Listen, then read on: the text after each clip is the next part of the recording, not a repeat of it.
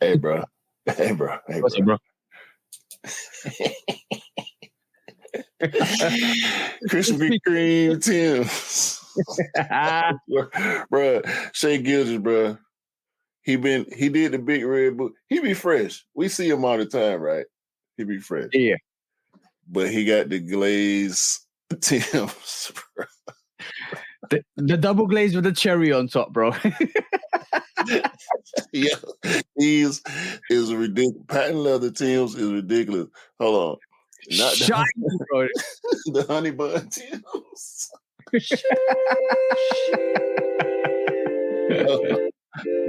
Honey glazed butters is nuts. That's a double entendre right there too, by the way. Yeah. The laminated butters.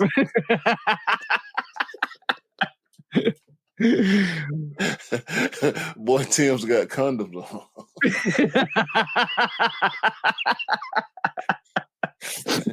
They usually fly, but the baby oil butters is disgusting work. Like the comments is Odin, bro. There's only one thing to say about that. It's glazing, bro. Bro, I mean, he got the Sheriff Woodies on. Yo, I've got a Toy Story connection. Toy Story connection. He got the Toy Story tails on. I mean, this is nasty, bro. Shea Gilders, bro. Hold on, man. Before we even start the podcast, I'm gonna go ahead and give Shea Gilders Alexander a yellow card for this nasty picture with these Timbs on. While he's sitting next to his partner, they got the Travis Scott Mocha Air Max 1s on. This is horrible. It is what it is, bro. Sure enough is.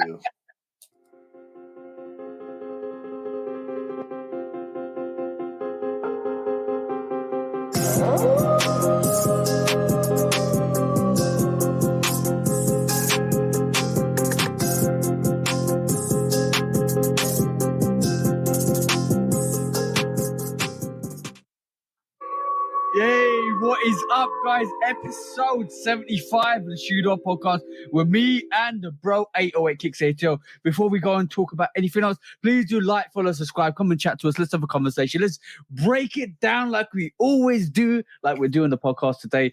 Go and follow 808 Kicks ATL, obviously Love Kick Customs on the audio channels, on the YouTube channels, on the Instagrams, on the TikToks. We're everywhere, but we're all here to have a fun time. Yeah. That's right, guys. But today, episode 75, we're 25 episodes off episode 100. I wasn't gonna say it, but I looked at it and I felt a certain kind of way. Finally seeing 7.5. Plus, I'm a PSG Jordan guy, so 7.5. Yeah, it just I just like it. Sneaker Podcast, episode 75. I love PSG Jordans. It's a beautiful thing. It's a beautiful thing, bro. It's a beautiful thing because who would have thought we would have got here? Oh, we thought we would have got here, but like sitting here now, 75 episodes, that's a year and a half worth of work. And I'm thinking, damn, I can't wait to get to 100 now. I'm just itching to get to 100. You said the same thing when we got to 50. It's okay. Yeah, we're gonna get there. Yeah, we're gonna get there for sure.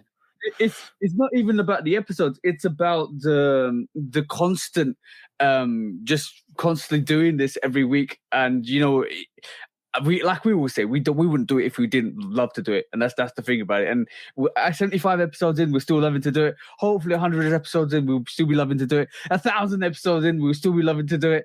And I probably will have a bigger fan base, which would be absolutely awesome. But it's all about conversations, guys. It's all about conversations. But I know you like PSG. And okay, cool. Do you like PSG because of Mbappe, or do you like PSG because of PSG? That's the conversation we're going to have today. I like PSG because of the Jordan connect. I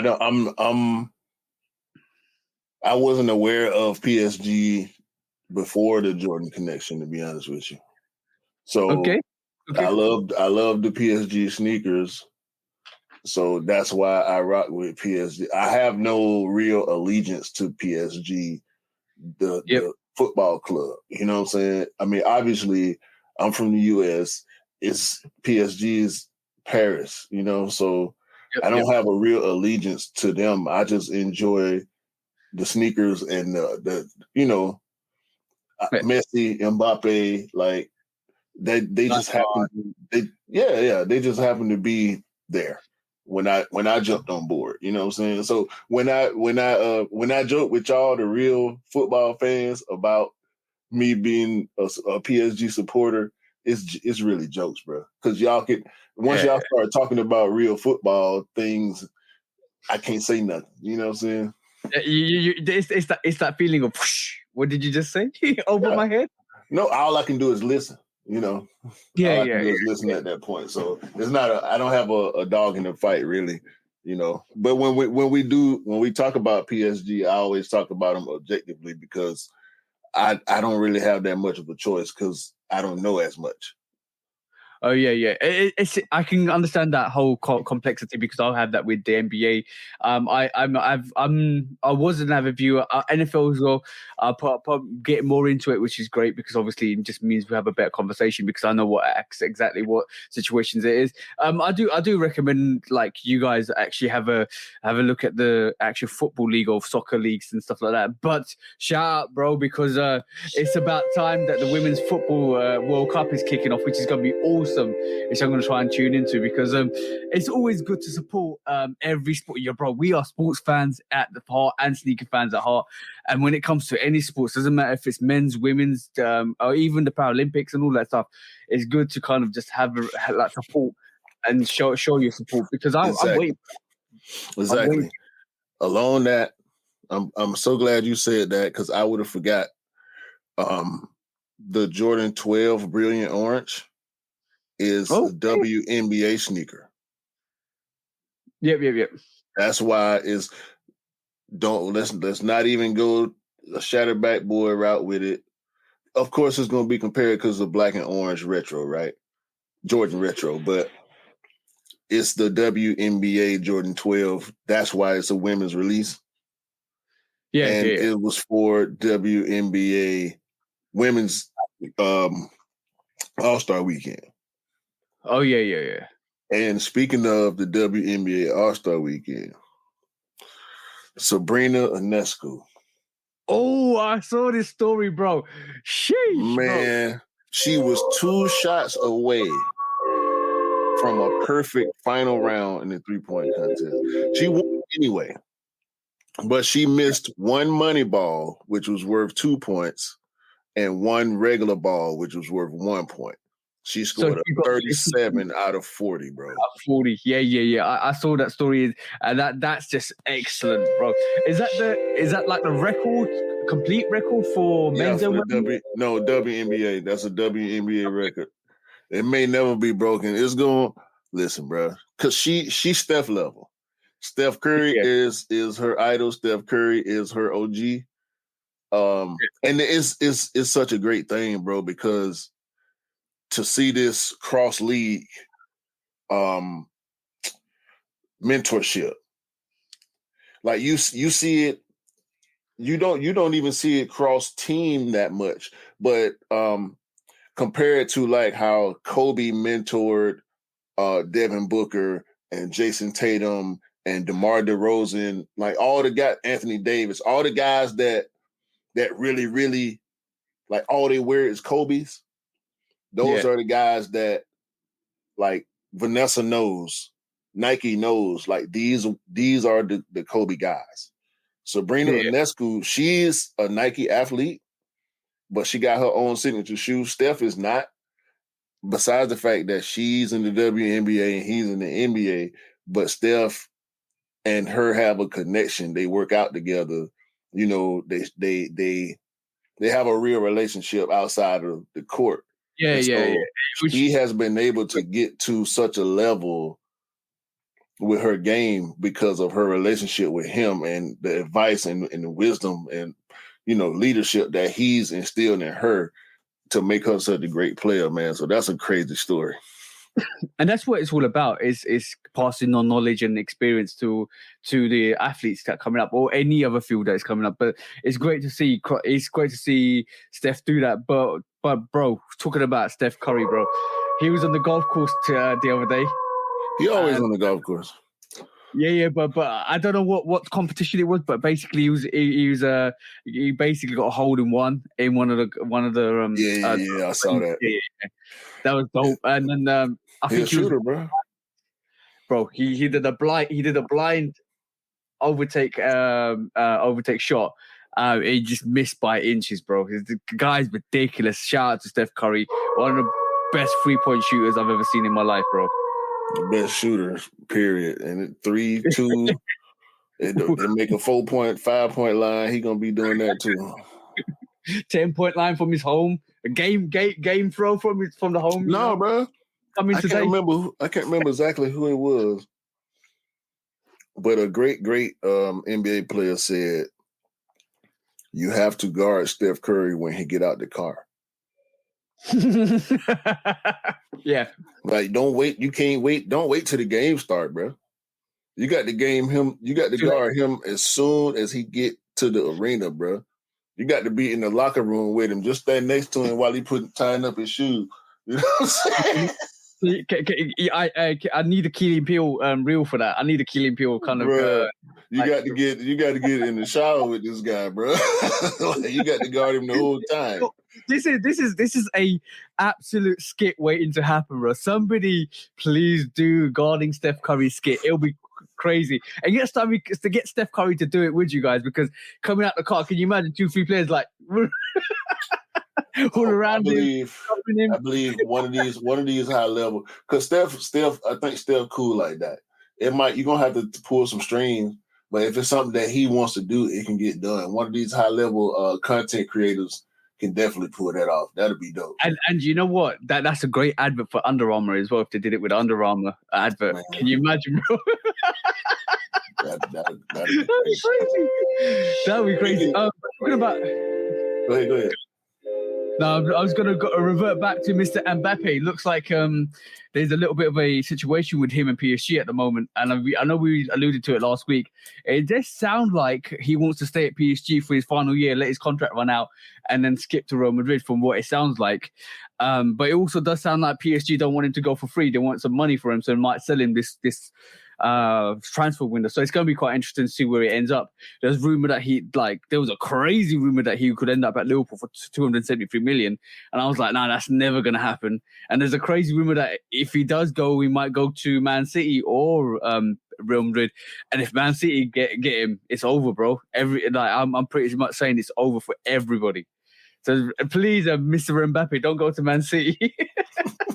Because it's done. It's literally be done. Like, you might as well just give him the next 5 to 6 years worth of trophies. That's it. It's done. Hey, bro. They playing Moneyball over there. Yeah. This is a Moneyball situation. And Mbappe had got the keys. He got the keys to professional soccer in his hands right now. I'm gonna say one thing. Haaland and Mbappe are our modern day era version of Ronaldo and Messi at this moment in time, because I don't think anybody's close to them two at this moment in time in terms of both of them are out and out strikers. I think Ronaldo was more of an attacking midfielder, so was Messi, but we're seeing these strikers coming to the forefront, which is awesome. Now Ronaldo and Messi never played together, and if Haaland and Mbappe play together, yeah, nobody's winning nothing, bro. Nobody's winning nothing. Let's just say that. Nobody's touching that. I say Batman and Batman. Yeah, no Robin, bro. But bro, it goes back to our conversation like we had before. Sidekick. Nobody wants to be a sidekick. No, nobody wants to be that Robin. Co-stars. Yeah. Big two. You remember what we said about sidekicks? They're a side thought. They're a sidekick. See what I'm saying? Yeah, kick on the side. No, bro. That's the big two. We the big two over here. Yeah. Because I ain't sidekicking you, and you sure enough ain't sidekicking me. I would never allow it. Exactly that, bro. And I would never try to son you in that way. We're going to argue, don't get it twisted, bro. It's never a sunning. You know what I'm saying? Yeah. We got too much respect for each other for that. I can argue all day long and get heated too, and it's still out good. It's just the passion for whatever the topic is, you know what I'm saying? And the willingness to be right overtakes everything. That's why people get heated in their arguments. I know. But I'd love to see. I always wanted to see Messi and Ronaldo play together. I always wanted to see that. And talking about Messi, he's gone to Inter Miami, hasn't he now? Yeah. Yeah. So no.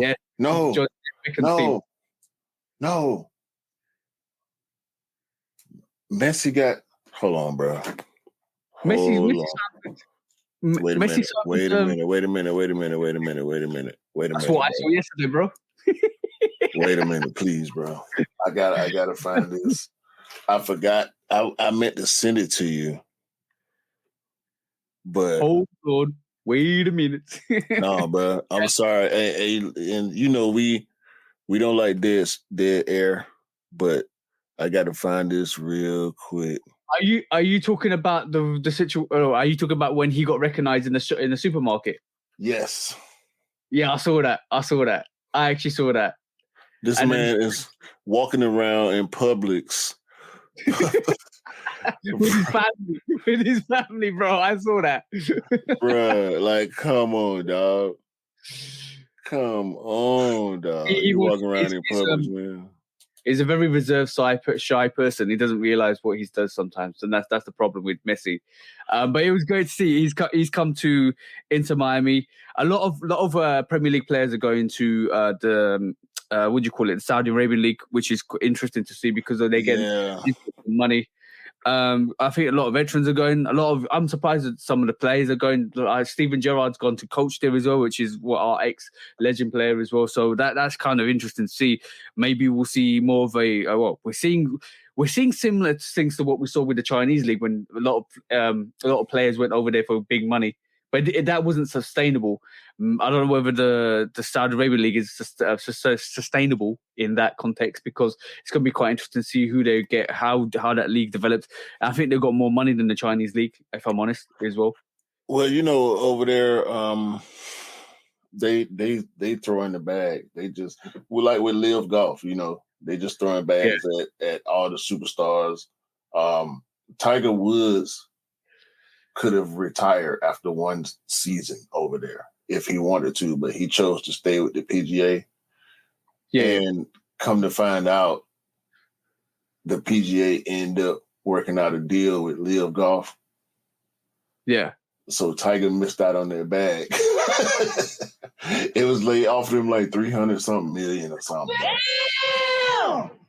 It was in the 400 million, like 350 to 400 million range, if I'm not mistaken. And he turned it down to stay with the PGA. Tiger Woods ain't broke.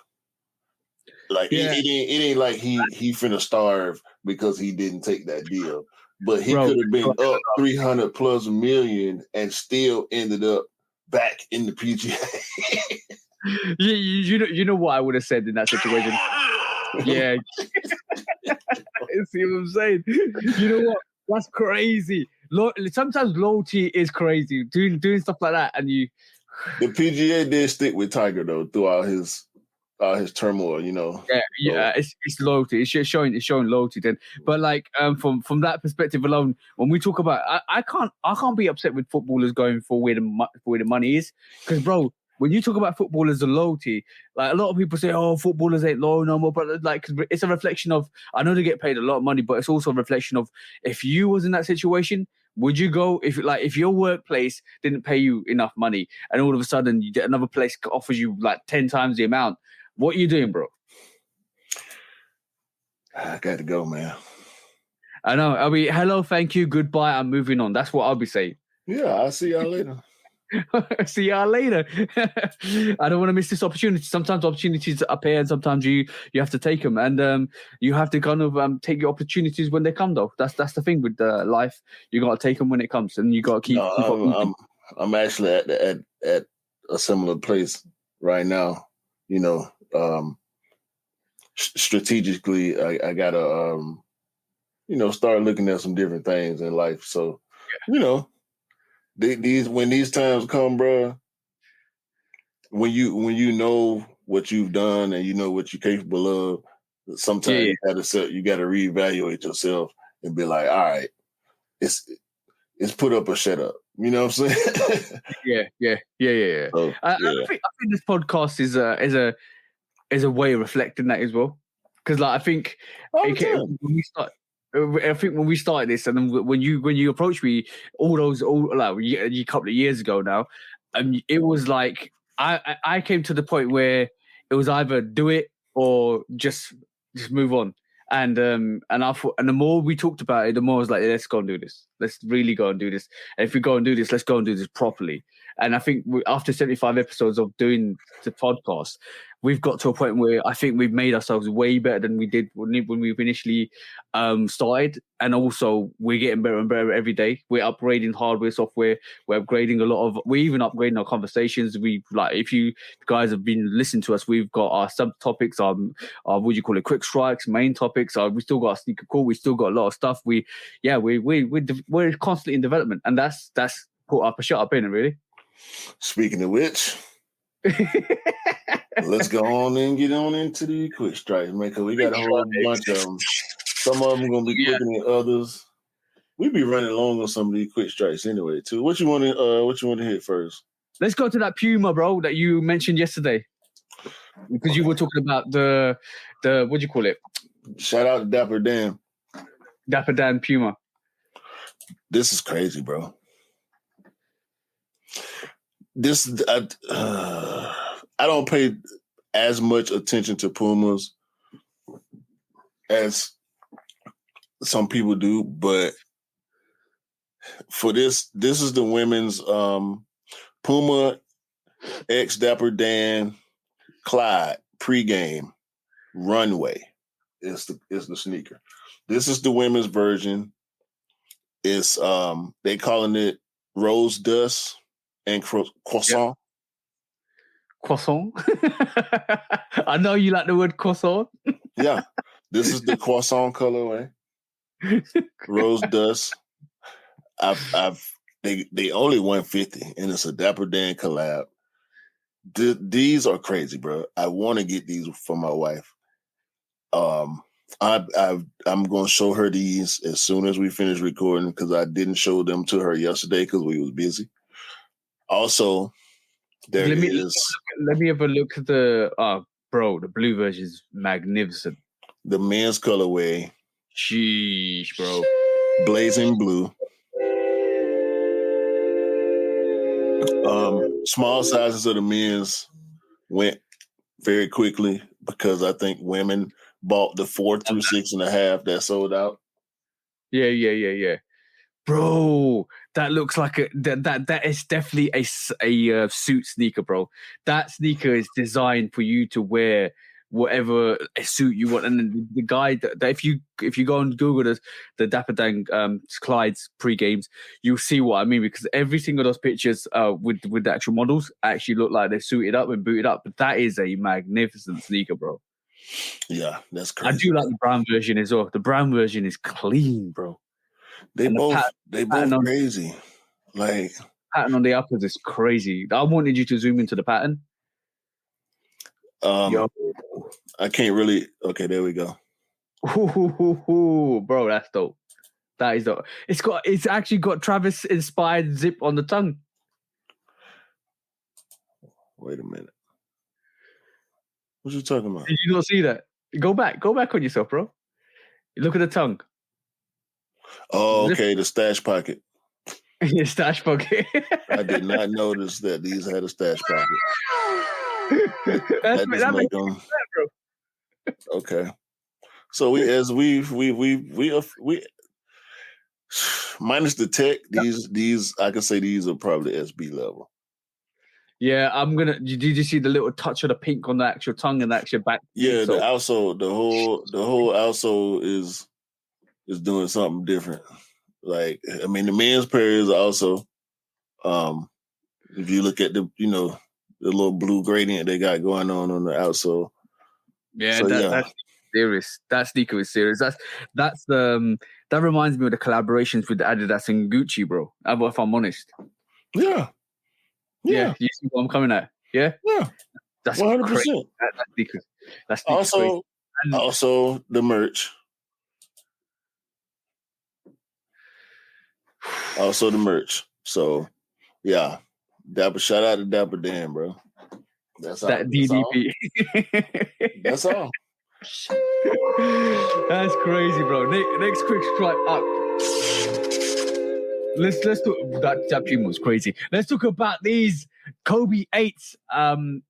Los Angeles, or what's it called? The official name is called the Venice Beach. Venice Beach, that's the one. Not Vice Beach, Venice Beach. So basically, this got originally released in 2013. I think Kobe season is in full effect now because we're gearing up to Mamba Day, which is 24th of August. After the 24th, we're going to see a lot more. We've seen Venice Beach, which is a brilliant colorway. And obviously, bro, everybody's anticipating this one, the Reverse Grinch, which is coming out in December. Everybody is on that. You know what? The main thing that I'm going to be interested in with the Kobe's coming back is how long will the hype last? Oh yeah. This is a topic we're going to address today. Definitely, we're going to address something today about in terms of the saturation. I mean, but specifically with Kobe's, we're looking forward to saturation.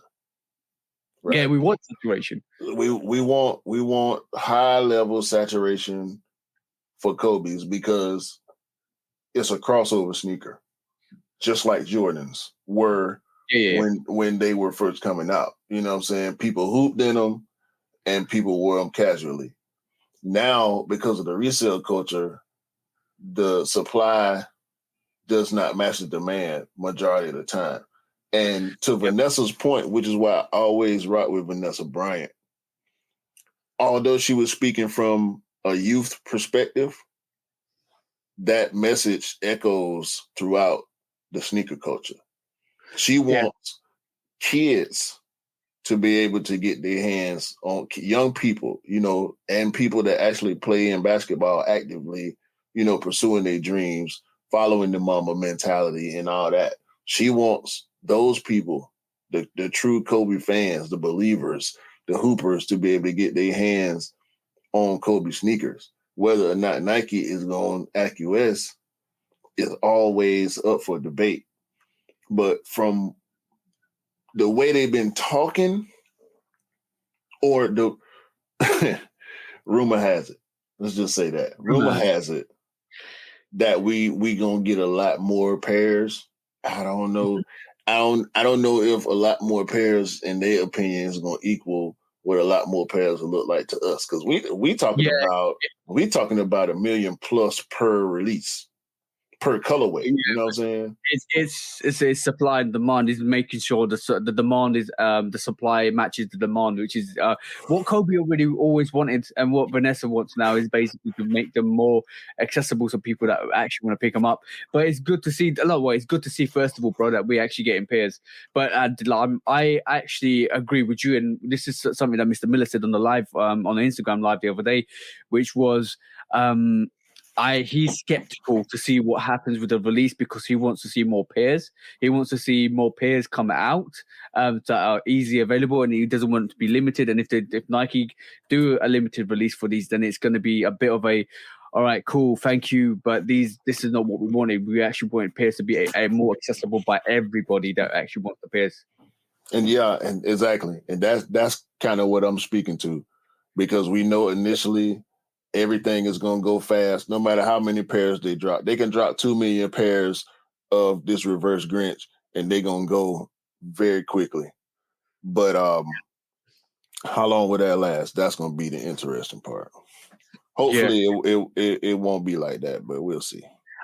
Yeah. But the thing is, they've had hopefully Nike's had discussions with Vanessa, and basically that they've come to this agreement And it looks like this agreement is concluding on Monday, which is it is going to start on Monday, which is the 24th of August.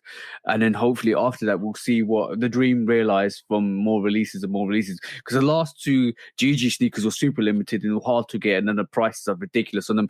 And I agreed, like initially when this Kobe start to release, especially with the reverse Grinches and the Venice Beach, I think the sneakers are going to go crazy.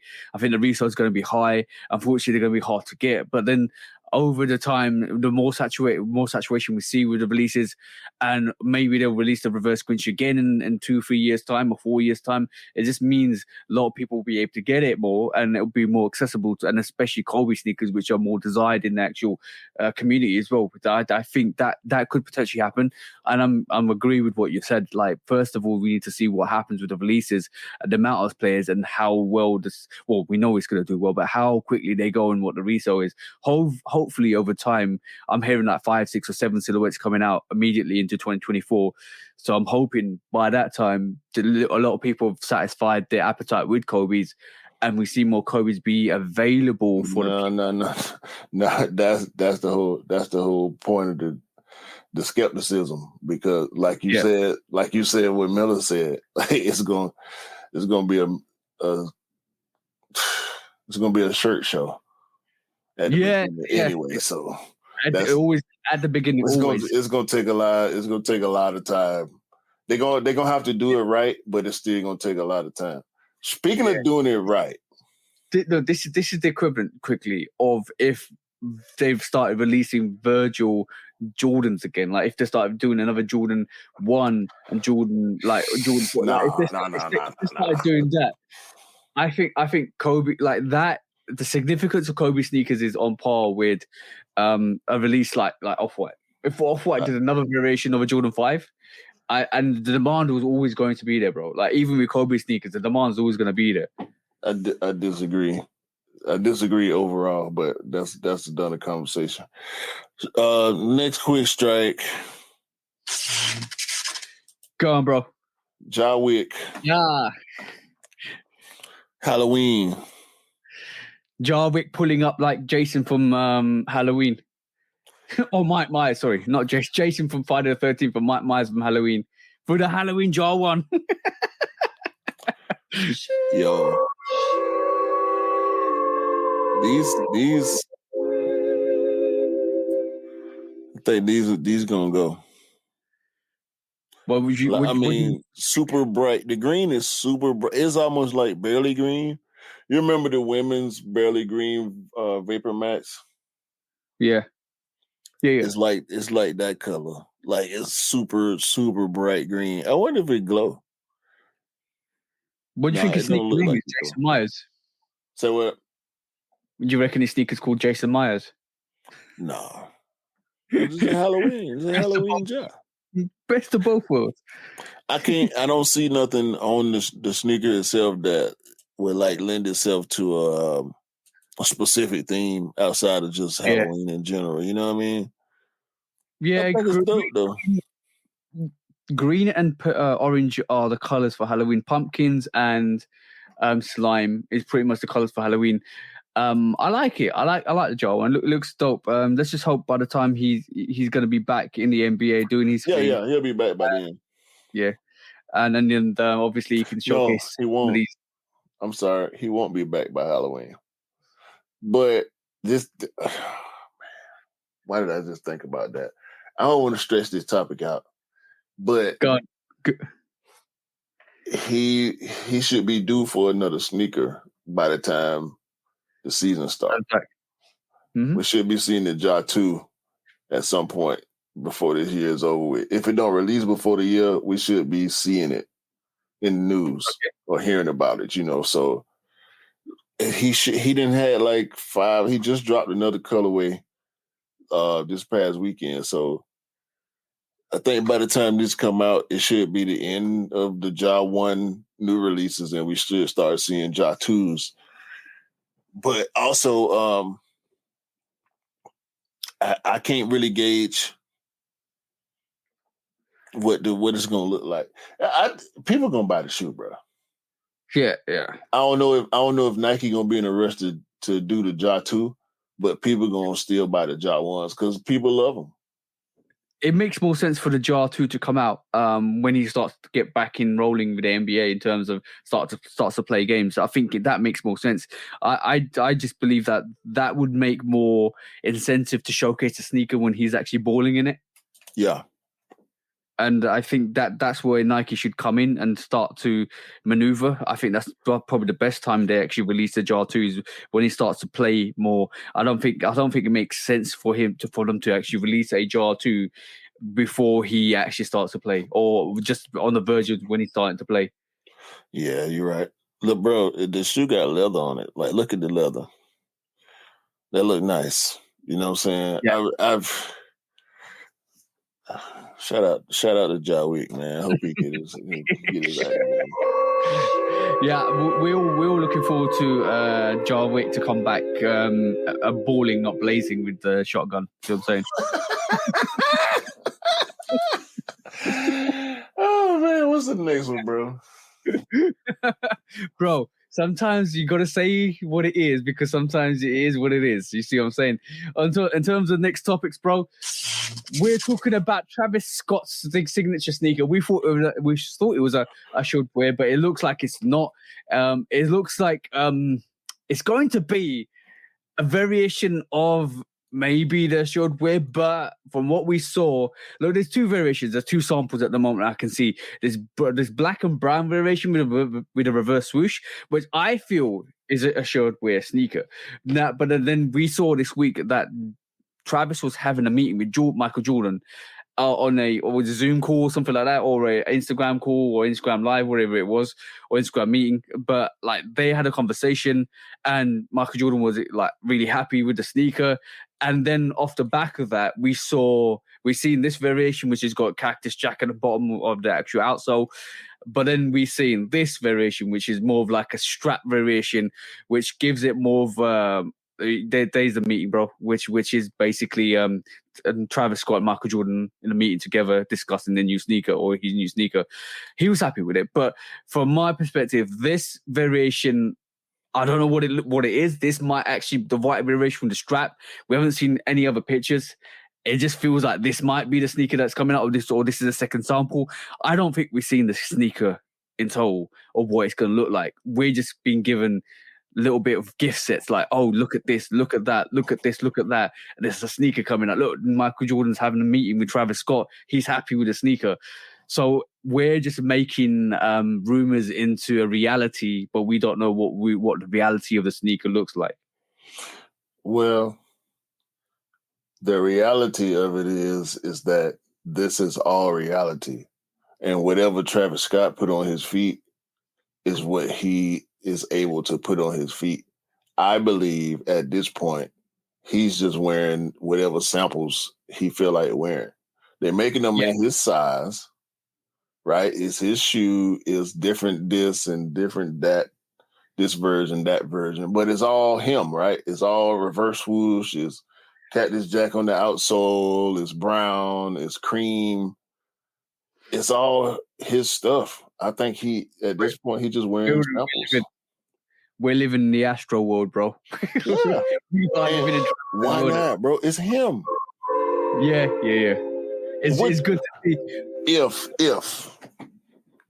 If you had a deal with Nike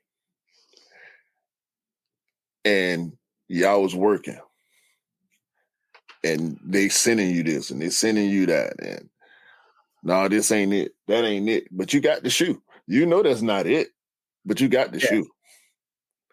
Why not put it on feet? Yeah. Ain't nobody else got it too. And it's bro, that's the ultimate flex. Yep. That is the pinnacle of being a sneakerhead, is when you can do stuff and you can wear stuff and nobody else can.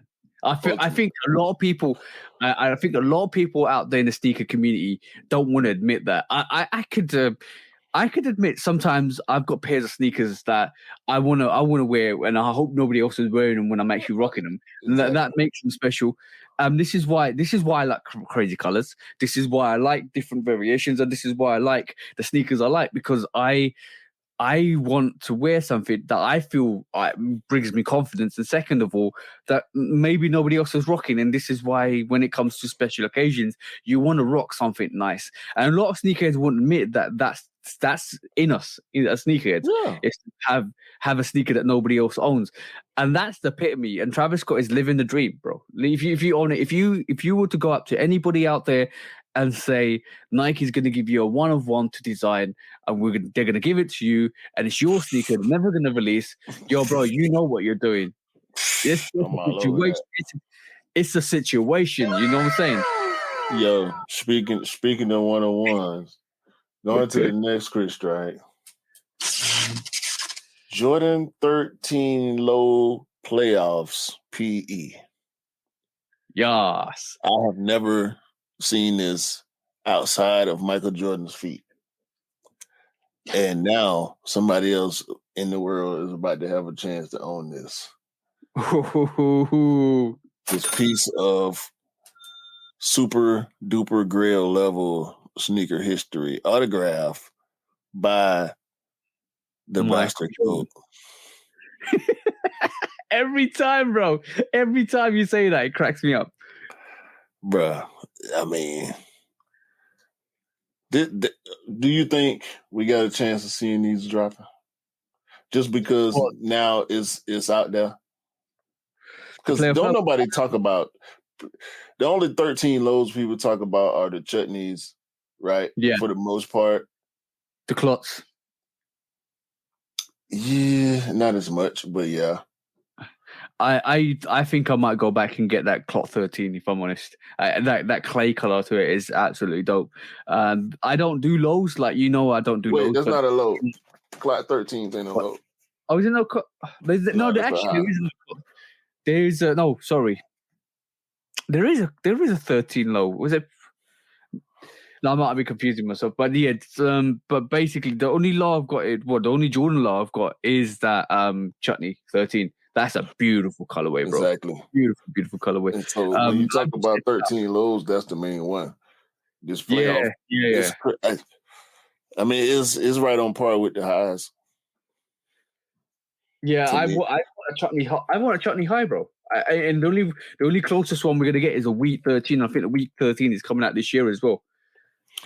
Nah, but ain't none of them touching this playoff. That's a grail, bro. That's a great. And when we say stuff like that, I think you're right, bro. They're showcasing this now. Well, it's going to be auctioned off now, and I can see this coming out in the next 2-3 years. Because we just got the playoff highs.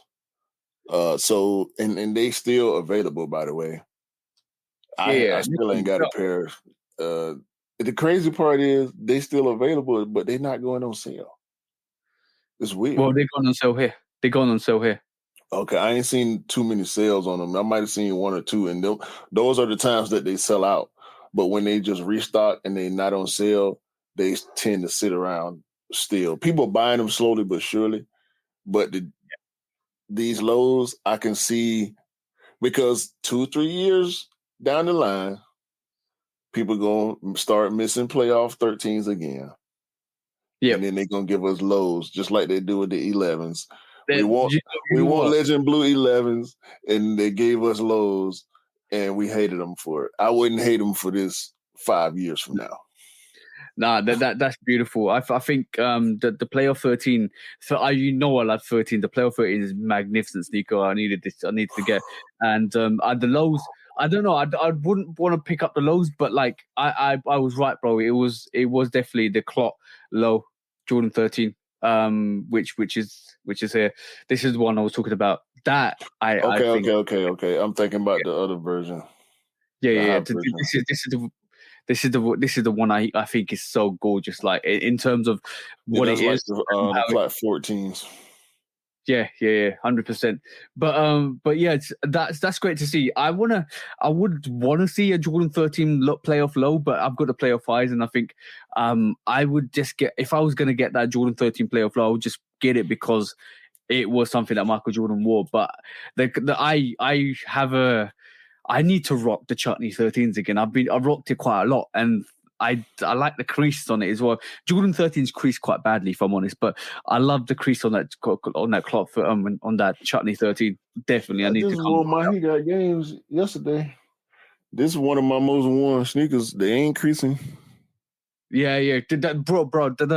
He Got Game 13 has got some premium leather though. That's what I'm talking about.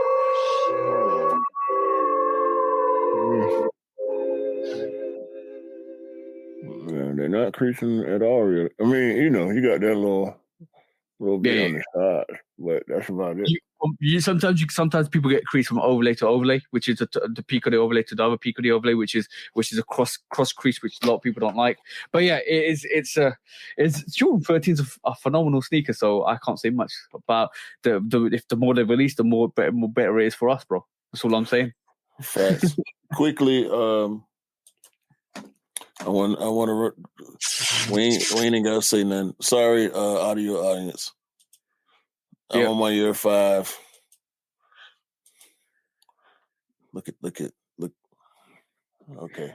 All I'm saying is that meshing on that. I want to see if the meshing on the tongue is the same, because it's all got the A's.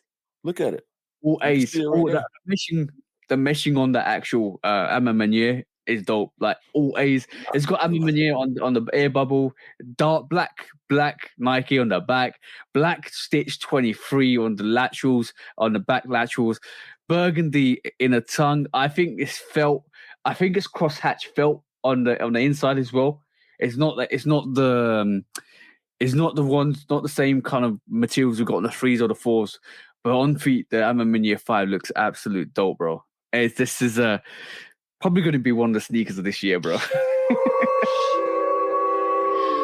And no, bro, quickly to all of the guys, to all of the UAs, to all of the UA mirrors, I'm gonna say one thing.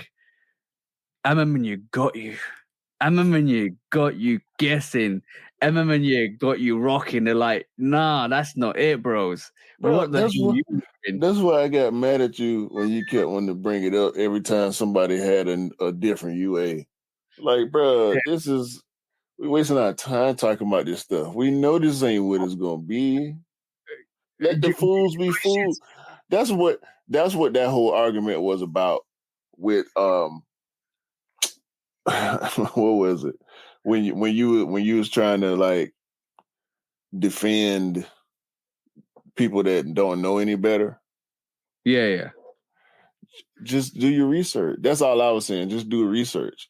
The people that was presenting them UAs was trying to get over. You know what I'm saying? They was clout chasing. It was and it worked for the most part because they got views. But if you know, you know, and we knew, and we try to tell people. Yeah. But if you're not hearing it from us, because we ain't huge, you know what I mean? But you can't. It was unbelievable. Those UAs were unbelievable. If you know better. Yeah, the clowns were clowning. Now the roosters come to roost. The eggs are about to hatch, and you're about to find out. The questions will be asked on the streets for when you rock your Ama Manier knots. Right. That's what I'm saying. Hey, man, that's what you get for not doing your research, man. Do your research. Yeah, exactly. Do your research. Like if you're not sure, ask the questions. The questions shall be answered by the community. They will tell you the facts, and they'll tell you exactly what the situation is. Don't believe what you see. Only believe what you see, which is official. And it seems like we're starting to see official pictures, and questions are getting answered. Questions are getting raised about these people that want to rock these fake noir women's that have been converted to Ama Maniers, apparently. But next quick strike, bro. Next quick strike. It looks like Travis Scott is basically sending out or put competition up to fly out 23 fans to Egypt for the listing party on the 28th of July, which is in next 12 days time, I think. And it looks like he's going to do it in front of the pyramids, which is absolutely epic in Cairo, bro. This is the dopest move he's actually done in terms of his Utopia Road to Utopia release for his album. That's putting a statement out there, bro. That's crazy. Give it to Travis, man. Bro. He can't miss at the moment, bro. That's all I'm saying. He cannot miss. He's dodging bullets like the Matrix, bro. He's dodging bullets like Neo from the Matrix. That's all I'm saying. And he's come out and he's destroyed Agent Smith, and there's nobody to destroy anymore, bro. That's all I'm saying about Travis. He's killing it at this moment in time. The hype he carries around him, it's crazy, bro. But he on another level, man. Yeah, he on a whole another level, bro. Like it's I don't know, bro. I don't know if every time he do something, it seems like he number one. Forget about calling him Travis. But when you had a conversation, when you had the conversations about number one, he don't never come up. But every time he come outside, it seems like he number one. Yeah, exactly. Like, bro, like I said, forget about calling him Travis Scott. Let's call him Terminator Scott, because he's terminating every competition at this moment in time, bro. He's turning around saying, what competition? Where's the competition? When he do it, please believe he moved a lot of people out the way. Yeah. When he released them bundles, please believe a lot of people's marketing departments follow suit. We're gonna see similar bundles to what he dropping with his album. And as far as this flying people out to Cairo for all expenses paid. All expenses paid, bro. 2 nights. I wanted to enter to myself. You should have, bro. You should have. Hey, you talking about? but yeah, bro, this is ridiculous. I ain't see exactly how to enter. I believe it was pre-order related.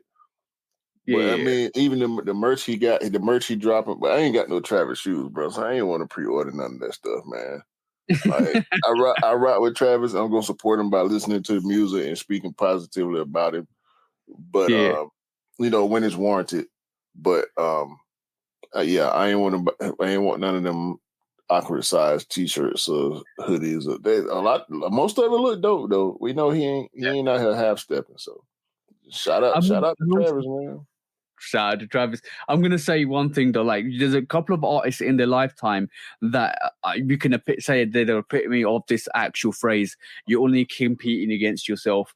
And one of them I think was Jay-Z, because at one point he was the biggest artist ever in the world. And he was only ever competing against himself. Nobody could touch that level, which is crazy in terms of successful selling numbers and stuff like that. Travis is on that same range. He's only competing against himself. He's the one, he can basically wake up and say, I'm my own competition. Let's go. See what I'm saying? I can't wait to hear the album, man. Yeah, I can't wait to hear the album as well. It's going to be crazy. It's going to be absolutely crazy. Next quick strike, bro. Let's go in and discuss this situation, which is something that happened this week. Clint from basically Cortez came out and said, skirt the resellers, skirt the bots. We're going to do this. And apparently he released 1,000+ pairs that were cancelled by bots in a secret location in London. Which was absolutely magnificent. I think this happened this weekend. All 3 variations came out. It was like you had to know to be there to actually get that sneaker, which is crazy. And from my Instagram stories, a lot of people, 2 or 3 people end up going to that and actually trying to cop. I don't know how difficult it was, but what do you think about the situation, bro? Shout out to Dale. He said that there were thousands of people. Yeah. It was a situation. I mean, I kind of figured it would be. I was hoping that you would have been plugged into this situation somehow so I could get my hands on a pair of them bloopers. Oh, shit. Damn it.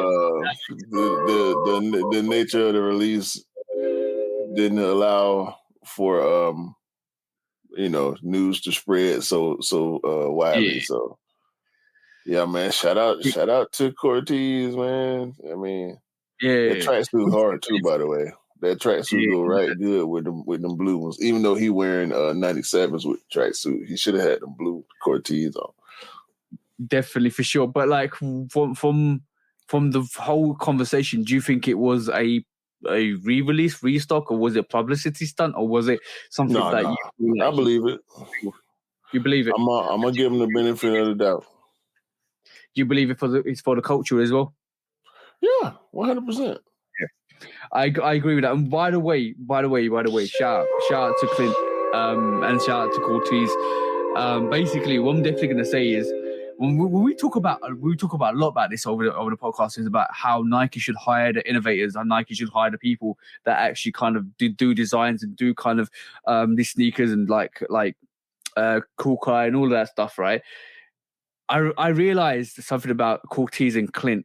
They got sued by Nike in the early stages of the development because they were doing something similar to what Crocky was doing, making the silhouettes or making designs and copying Nike and stuff like that. Nike took him in and actually started to work with him, to especially for the angle that he was and for what he did, which was absolutely amazing, and to actually develop his company to actually could represent the London, to actually keep doing it, to keep pushing what he was pushing. And Nike learned and basically said, all right, cool, that's fine. Come along with us. And then you saw the Nike Cortez come out last year. And it was good to see when that whole emblem, like Cortez emblem on the Nike town in London, that was epic. Now that gives us hope that they might be doing this with other creators, which is be absolutely phenomenal. Like, I don't know what the situation with Bape is, don't know what the situation with Crocky is and John Geiger is, all of that stuff. It will be good to see some of those guys go in-house and start developing stuff with Nike, but it will also be good to see what happens in the long run, because if somebody like Clint can do it with Nike, it doesn't mean, and it gives hope to other people in that industry. For sure. I mean, for sure. They doing it right. For sure. I thought the Cortez 95 came out this year. Oh, maybe it did come out. Actually, it did come out this year. Bro, everything's merging into one. Yeah, it came out this year. Yeah, it did come out this year. Sorry, bro. This 6 months has been so long that it felt like a year already. So I thought it was last year. Yeah, hold on now. The prices on them ain't looking. Temptation. It ain't no temptation about it. I like this nigga. I wanted the blue one. That's the only one I wanted. Oh no, they out of here. 500. Allow that. I'm chilling. Next quick, we're talking about cleats, and more cleats, bro, because it looks like the Gator cleats are out, and this is the Air Jordan 12 PE cleat. We're talking about some phenomenal cleats over the last couple of podcasts. This is hard, bro. And this is always going to be hard. Even though it's a low, even though it's like 12s are magnificent, even though it's a PE, the premium leather on this is crazy. The Gator on the tongue is crazy. This is a cleat and a half, bro. Yeah, that's I need to know your thoughts, bro. That's hard. Is that? I thought it was leather inside, but I was wondering how that would work while you're trying to play, but it's not. No, these crazy, bro. These crazy. Oh no. Something. I be want to see something different with a 12. And the back tab and the tongue is enough for me. I think they should have made they probably should have made casual pairs too for the team. Yeah, for sure. That would have been dope. But yeah, the cleats are doing like we keep mentioning the other podcasts. It's all about the sports division now. You're going to see more and more and more of this in the NFL, in the NBA, in the golfing world, in in the footballing world as well. Nike are pushing. It's about to erupt in the sporting world for Nike in terms of their dominance. But that was great to see. But next up, bro, from a former Nike employee or athlete, Kyrie Irving has now signed a 5-year deal with Anta. Finally, we've been hearing rumors for the last couple of months to the beginning of this year. The whole situation with Nike is done, and now he's basically gone and signed with Anta. And I think there's a lot of backlash with this as well, from what I'm hearing, what I'm actually seeing as well. A lot of people are questioning his affiliation with a Chinese brand. Yeah, we knew this was gonna happen. When it became official, I never doubted it since we reported on it. Because Anta, him wearing Langston Galloway's shoe was just him looking out for Langston Galloway. Yeah. I never believed that he was going to partner with Langston Galloway, because Kyrie, coming from Nike, having the machine that Nike provides is something that he would want to have again. Yeah. Langston Galloway ain't got that type of capital to produce on that level. Anta does, because Anta is huge in China and other countries. So this makes more sense for him, besides the fact that they give him creative control. So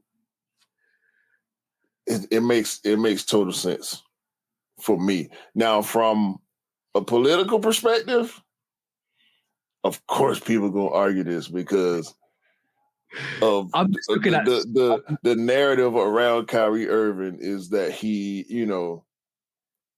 wouldn't do something, like he wouldn't partner up with but he came from Nike. Yep, a big corporation. Yeah, so why wouldn't he? The whole Chinese part about it, I mean, we talking about big business, man. Politics get squashed in business all the time. Always wins. I'm looking at Swoosh Man 81's comment. All the human rights BS. He was talking, and then goes signs with a Chinese company. Yeah, it's all about the dollar clown. Yeah. Bro, a lot of people are feeling a certain way about Kyrie at the moment. A lot of people are feeling a certain way about Kyrie. But it's good to see that he's got a sneaker brand deal with a company that you can support. And I think when he actually did sign for Anta, they released a couple of variations of your sneakers all of a sudden overnight, or different, about 5 or 6 variations according to Mr. Miller, because he was looking at it. So from that aspect alone, it looks like they're ready to geared up to actually support him as an athlete, which would be quite interesting to see how progressive they are in the market. But we know propaganda, we know the whole situation with the US and China, so we're not going to go and delve into that. We're just saying that there's a lot of repercussions coming back onto Kyrie from that situation, which it doesn't look that great. And I didn't realize how deep it was until I actually started to read up about it yesterday, and I started to notice a lot of speech being said by a lot of people indicating a lot of situations that Kyrie's been involved in, and it's like, wow. I was like, all right, cool. A lot of people not vibing with you at the moment. But it is the nature of the beast that we are in terms of consumerism, in terms of corporate business. It is always and patronism as well. So, bro, it's going to always anything that Kyrie does is controversial at this moment in time. Let's just be honest. Controversy is supreme. Kyrie controversy. It's a controversy. Controversy. Oh, type of controversy going on. Controversy. That might be the one this week, bro. If it is what it is, bro. Hey, I want to know, honestly, before we get to the jokes, how you feel about the supposed first look at the Devin Booker one? I was about to say, don't show it to me, because it looks really bland. It looks. I seen it. I saw it yesterday. Bro, it looks like a proto. It looks like a prototype basketball sneaker. It doesn't look like a basketball sneaker. It almost looks like I want to graduate to become a basketball sneaker rather than I am fully qualified to become a baller. It looks like a baby in growth, bro. It looks like a prepubescent, prepubescent baller. It hasn't grown up yet. I don't know, bro. It looks very basic. It's nothing that's wowing me out of that sneaker. Yo. It definitely looks like somebody put an ID together and kind of called it a signature sneaker. I don't know what who done it. I mean, look at the bird gift. That's the murder of the day. Who done it? This is not a sneaker. This is a who done it movie, bro. Who done this? I mean, because somebody did this. Somebody did this. You know what? Now, let me say this. I'm about to make this make sense because we looking at two different sneakers, right? The orange one and this black one, right? So, whatever the Devin Booker signature sneaker is, this black version is the second tier. Like if the Devin Booker sneaker is a tier 1 sneaker, it could be tier 0, but more than likely it'll be an athletic shoe. Yeah. So tier 1. This black version with the gold swoosh is the tier 2. Like there's the LeBron and then there's the Soldier. There's the Jordan and then there's the Jumpman. Yeah. Like this is the Jumpman Booker right here. You know what I'm saying? And this because the Booker is gonna come out, it's gonna be 130, 120, 140, somewhere in that range. This is the $100 version right here. This black one. And it's okay. It's okay. It's Air Force One-ish. No, this is the can't jump, won't jump Booker. Right? Bro, this looks like a undefeated dunk, bro. Remember the undefeated dunks? Yeah, it's real Air Force One-ish, it's dunkish, it's SB-ish. This, you know what this is? Once again, this is a 2K creator sneaker right here. I told you, somebody's basically gone on Nike ID and actually created a sneaker. And they called it the signature sneaker. No, not Nike ID. This is a 2K creator sneaker right here. And so is this one. Because it's nice enough for you to get away with on the video game. Yeah. But this orange one, this is the tier 3 version. This is the $70 version. Bro. The black one is the $100 version. And the real Devin Booker signature sneaker that we ain't seen yet is the signature version, the mainline version. You know what I'm saying? It's going to be Kobe-esque because both of these are Kobe-esque. Yeah, but they also Air Force One-ish, dunkish, Nigel Houston-ish. Yeah, as long as it doesn't come out like Jason Tatum and just says, this is not my sneaker. Oh, no. All I'm going to say also is, right, these designers need to stay away from 2K. That's all I'm saying, bro. I don't think Devin Booker... Yeah, boy. And Mr. Booker, please stay away from 2K. You know what, though? If this was the shoe, I wouldn't be surprised because Devin Booker's a Kobe guy. And this is kind of Kobe, slightly Kobe-ish, like as far as the cut of it. I can see it.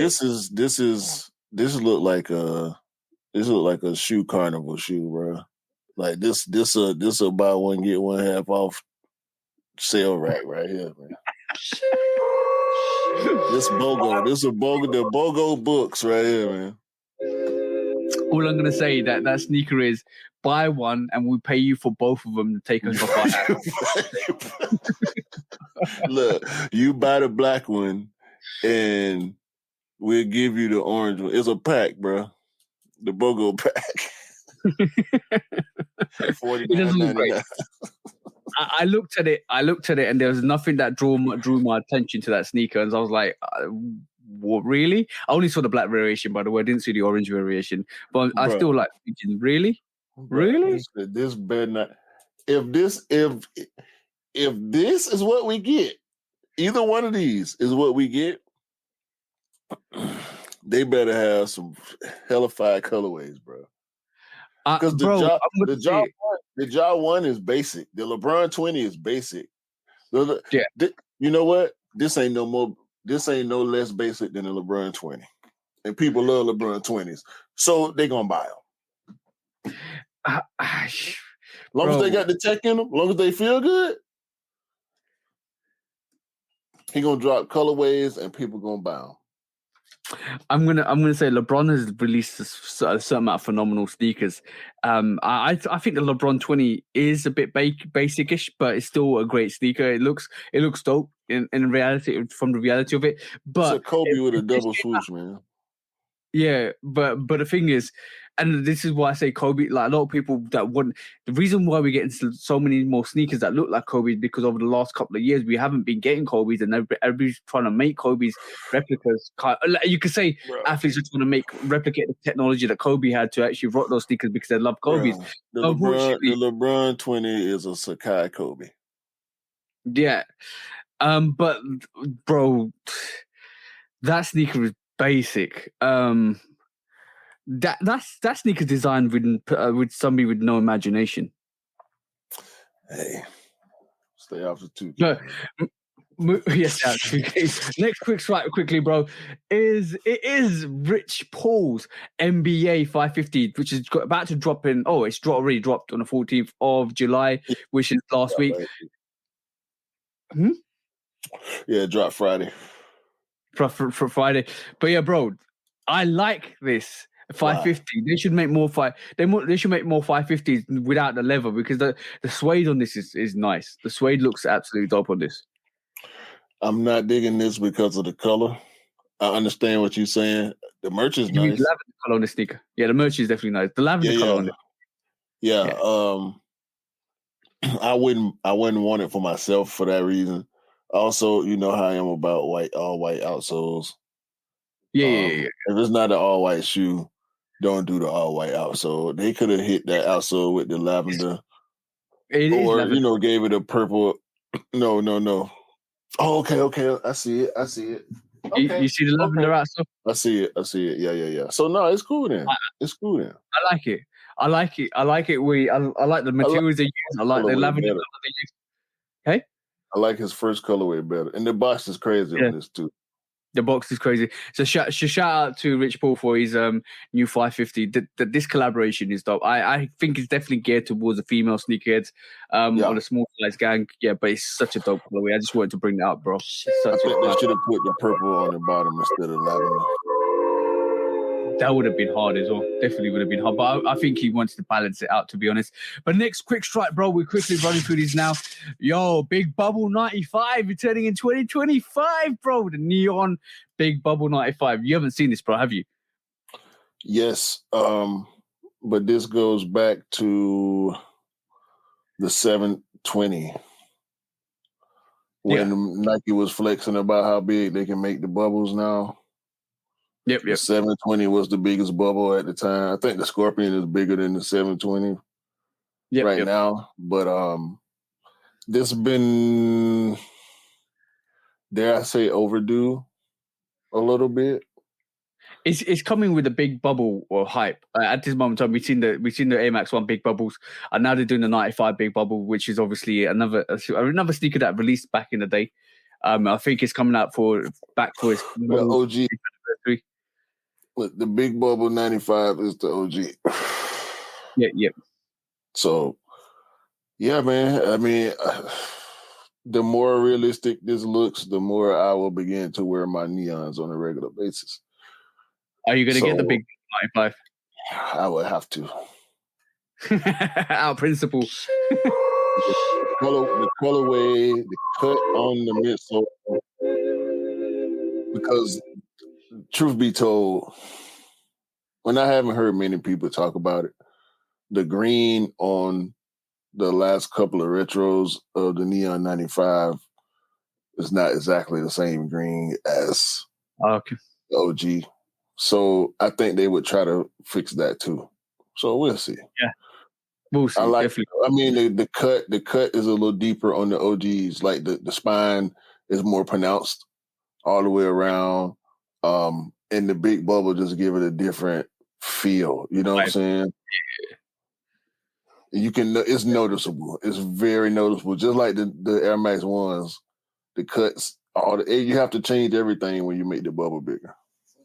Yeah, 100%. We see this is why a lot of people weren't vibing with the big bubble Air Max ones as well, because they didn't kind of suit the shape of the sneaker, and they didn't really like it. But yeah, we'll see what happens with that, bro. Now the question is, would Nike ever do a bubble sneaker, which is basically you step in, there's no upper, this is just a bubble, bro. Like the bubble surrounds your feet. I'm talking about slimline bubble. You actually step in. They got two variations. You got upper bubble, which is a different color, which hides your feet, and a lower bubble, which is a different color, which basically is the sneaker, but it's a bubble sneaker, like all air. No, and basically they will call it the all air. No 270, no 720, no Air Max 1, no Air Max 95 or 97, whatever. It will just be all air. That's what they're gonna call it. All air sneaker. That is it, bro. You just step in and it's a bubble. Can you ever imagine Nike doing that? You done? You finished? Yeah. Thank you for giving me a reason to mention Mischief this week. What? Nike ain't finna do that, but Mischief will. Yo, now can you imagine though, bro? Can you imagine if they did that? You know, the Scorpion is almost there. It's almost there, but the upper just needs to be swapped out. Bro, tell me Mischief won't do that.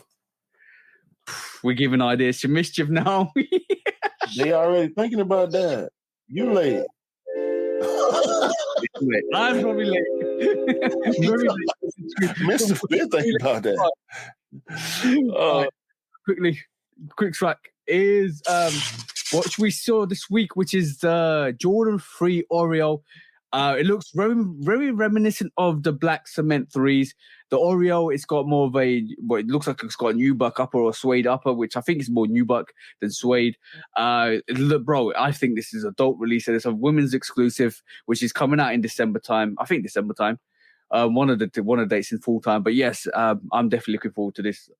What do you reckon, bro? The Oreo Jordan 3. Way better than the Oreo Jordan 5 or the Moonlight Jordan 5, but it's clean, bro. It's definitely clean. This picture, I don't think this picture does it justice. Yeah.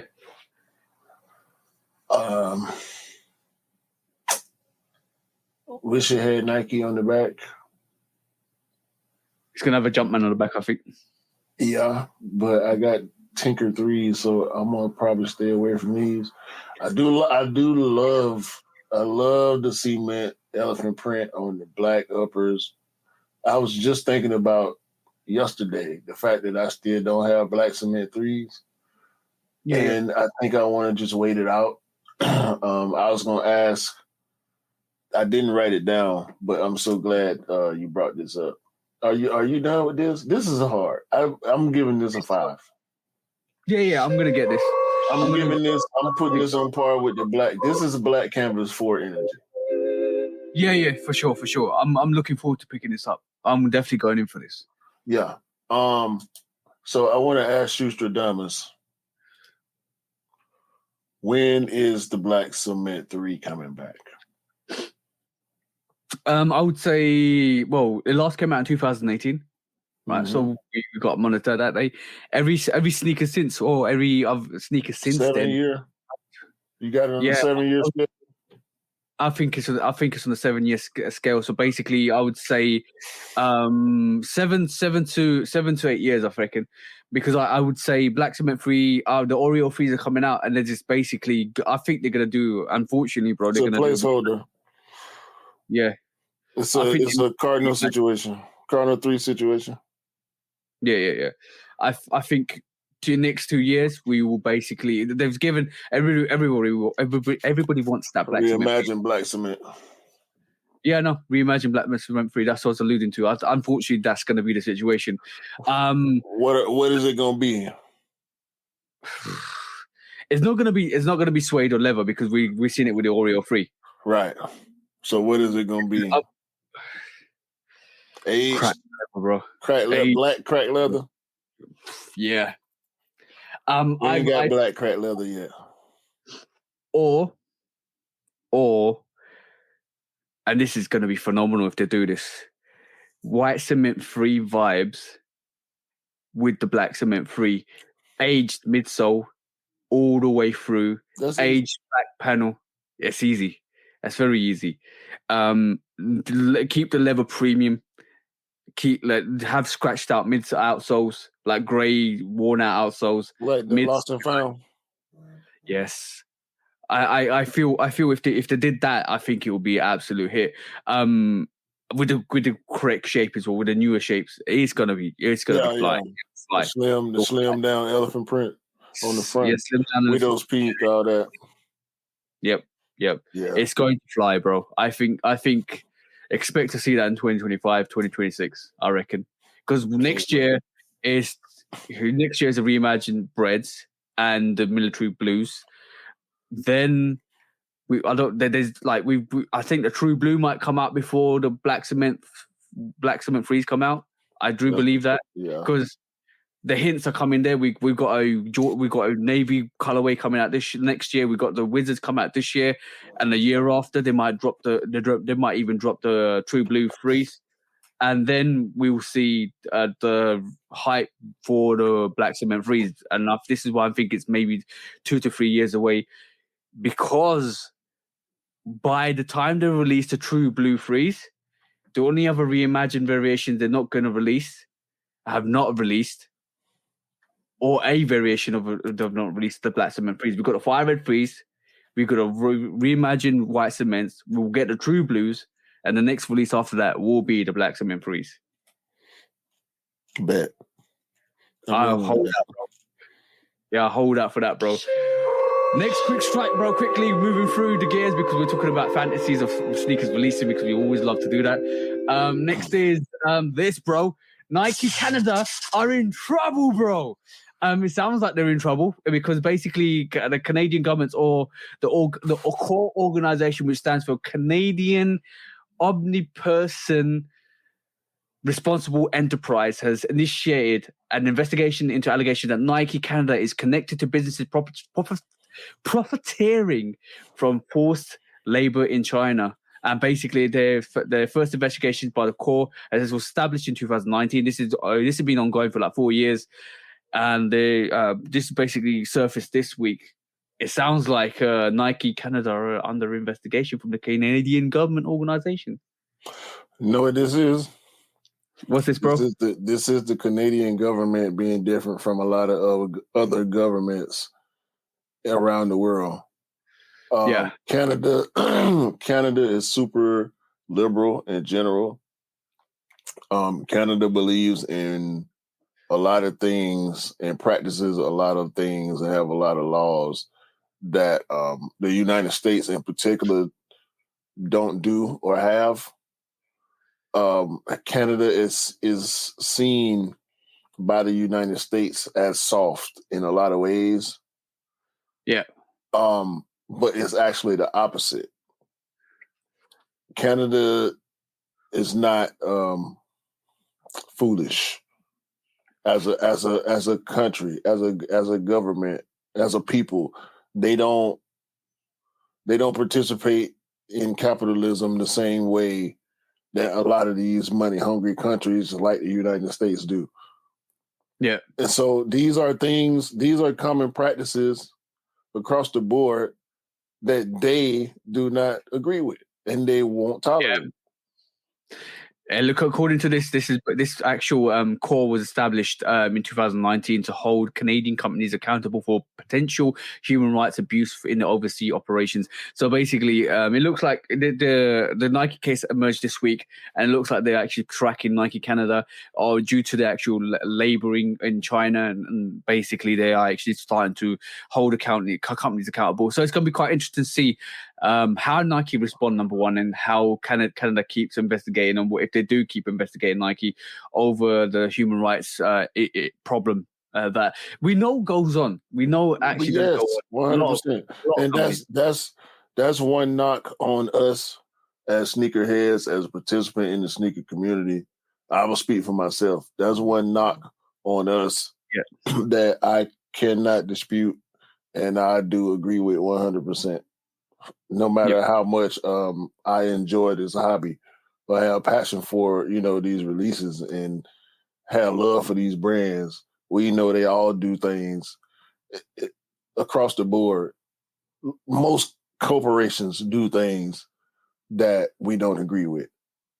Mm-hmm. And most of it we're not privy to. But when stuff come out and we made aware of it, we gonna talk about it appropriately. I know we do here on this platform. We're going to speak on things in a real way.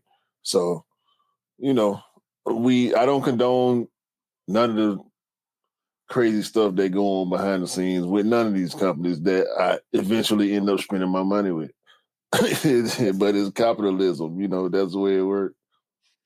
Yeah, unfortunately, bad practices always happen, which we don't know about, and which once they get highlighted, we have to kind of highlight ourselves and put our hand up and basically acknowledge the fact that some of these actions happen. We wouldn't like to see, obviously, because basically monopolizing on unfortunate situations and unfortunate people is not the right way to actually kind of conduct business. I want to just see what happens with this. I'm interested. I'm invested to see what happens with this. Let's just say that. Laws in different places allow for different things, bro. That's all it is. Exactly. So you have to sometimes. What's the saying? When in Rome, do what the Romans do. And I think potentially that's the situation that's happened recently with the whole thing. But obviously, it does sound like that Canada is trying to do something.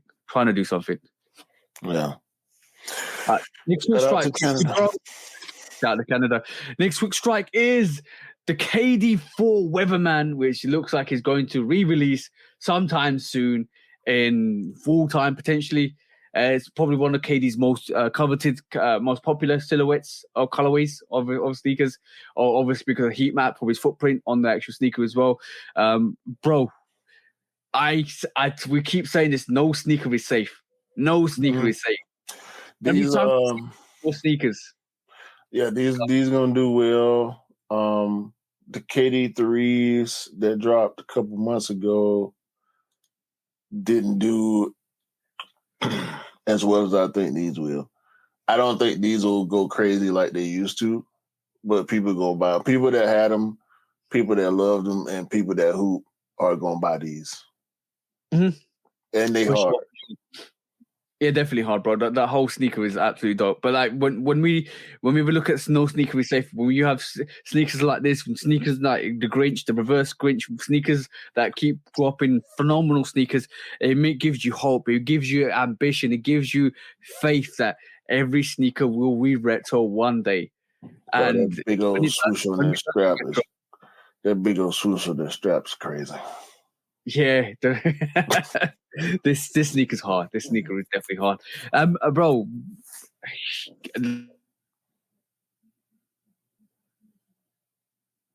which is going to be absolutely phenomenal. I can see Nike doubling down on their basketball range. Definitely, bro. And you know what's awesome as well? We'll see more LeBrons come out, the older LeBrons coming out. The older LeBrons still come out. And we saw the South Beaches come out like a couple of years, last year, Big Bangs come out. All the sneakers always do come back out, and they're doing it with the KDs. They can't, obviously, I don't know what's happening with the Kyrie situation, whether they do it with Kyrie sneakers. No, they don't with Kyrie. Tommy Curry, but like we'll see it with all the older athletes that were there with the Nike brand. We'll see KD, we'll see it with LeBron's, we'll see it with Kobe's, we'll keep seeing Jordan retros release. Bro, like all I'm saying is Nike is doubling down on the actual NBA range because they're bringing back sneakers that everybody wanted. Everybody wanted. I would definitely see the KD Galaxies come out again as well. There is a lot coming, bro. Definitely a lot coming. Yeah, it's a lot of KDs that, especially KD foes. Yeah, 100%. All right, last quick strike for the day, and bro, New Stone Island and New Balance are doing another collaboration. I think it's for the Pure Cell 1, potentially, from what I heard. But yeah, it is going to be interesting to see what New Balance and Stone Island do again. Another dope. I love what is it, 574 that they did last? I cannot remember. I think it was. But that went, bro. That absolutely disappeared. That just literally disappeared out of nowhere. And that sneaker is so dope, and I can't wait to see this new one.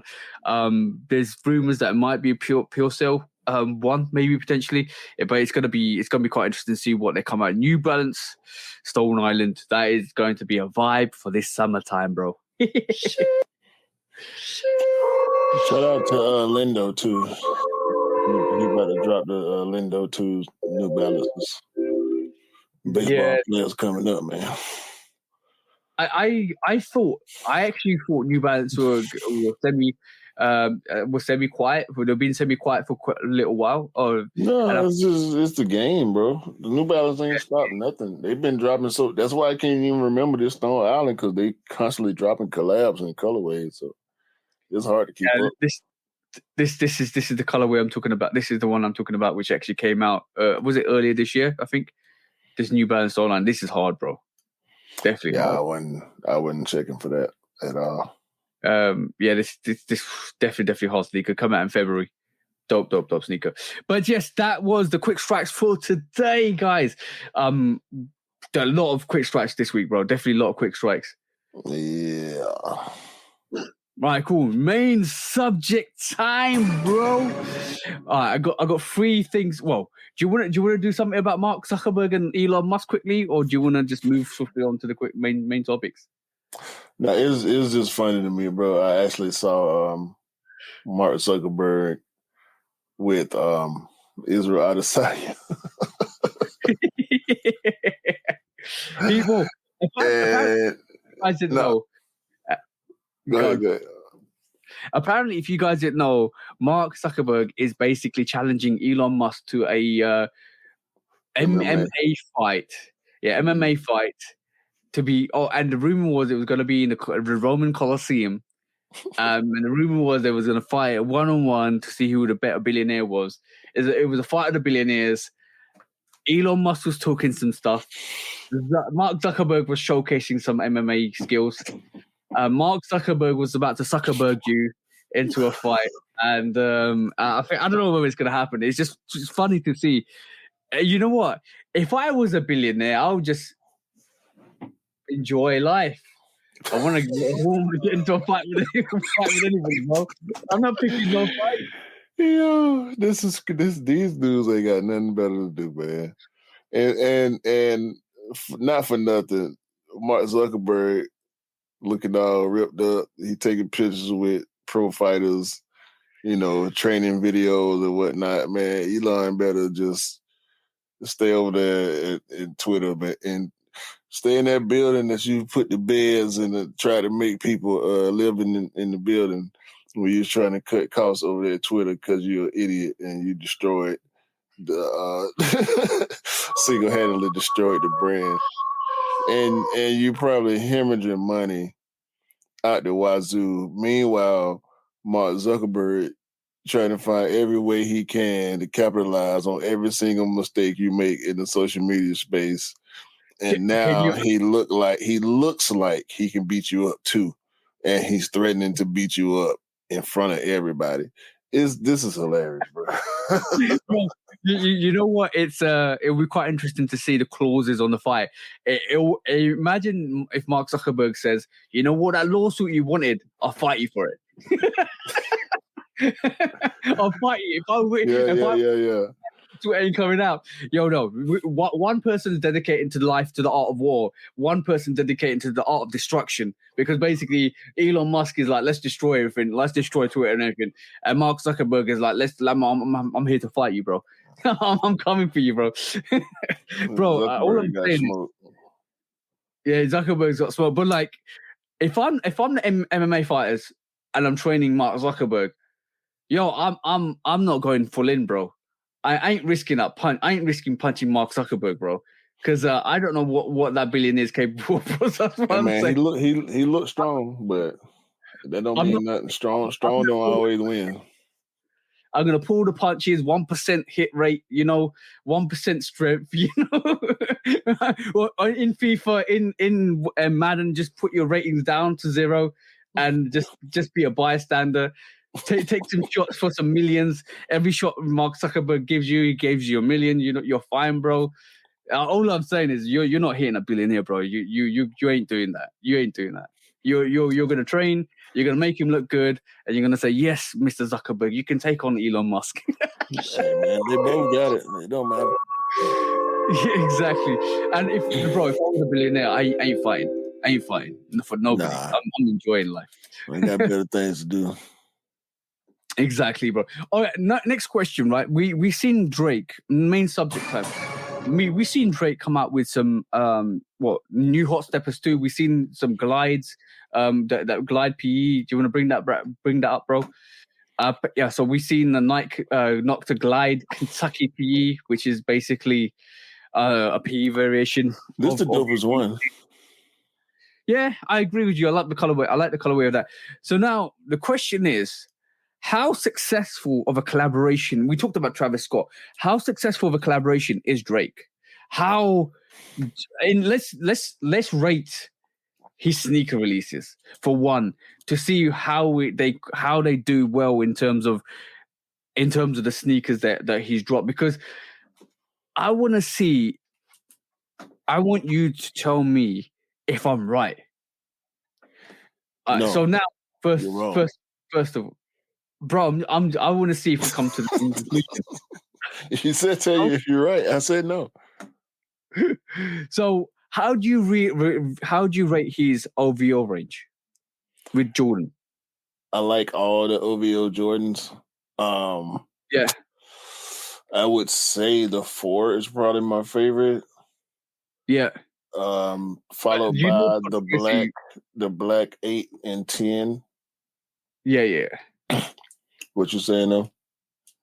The whole controversy behind that OVO Jordan 4, the fact that it released it was going to be a collaboration. They pulled out the collaboration. They dropped the normal players in 2018 with that Drake signature. Then all of a sudden they dropped it in 2019 with the Drake a collaboration with OVO.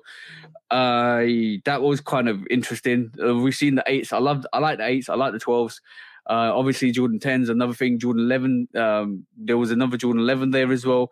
We've seen the splattered OVO sample as well. That's hard, I think, in terms of the bread makeup of it, or the black cement 4 makeup of it. There's samples out there that are dope as well.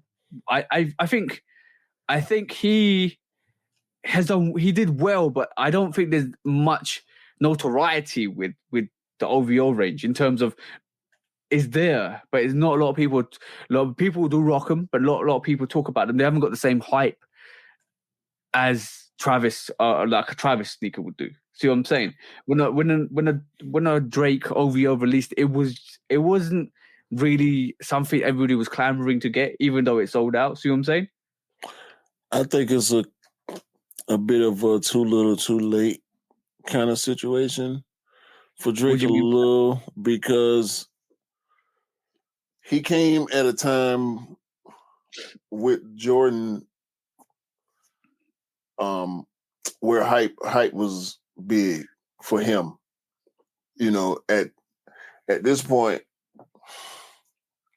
he's established himself for years and years and years, to where there's still hype, but it's not like we already know what's going on with Drake. We know everything is going to be big. We know he one of the top artists in the world. We know he gonna get his numbers. We know he got all the money. He got all the accolades. It's not exciting anymore. It's just Drake. And if you like Drake, you're gonna roll with it. If you don't, you're not. Yeah. This OVO is dope though. I like this OVO. But I don't like the white. I like the black ones. Also, then you got the Nocta range. His actual new. Well, that's mainly what I'm speaking on is the Nocta brand.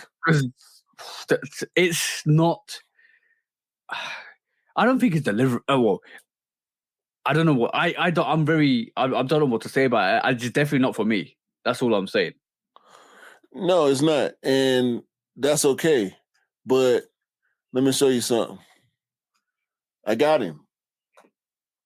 So click that link on that triple white Nocta. No. Go back. Click that triple white Nocta.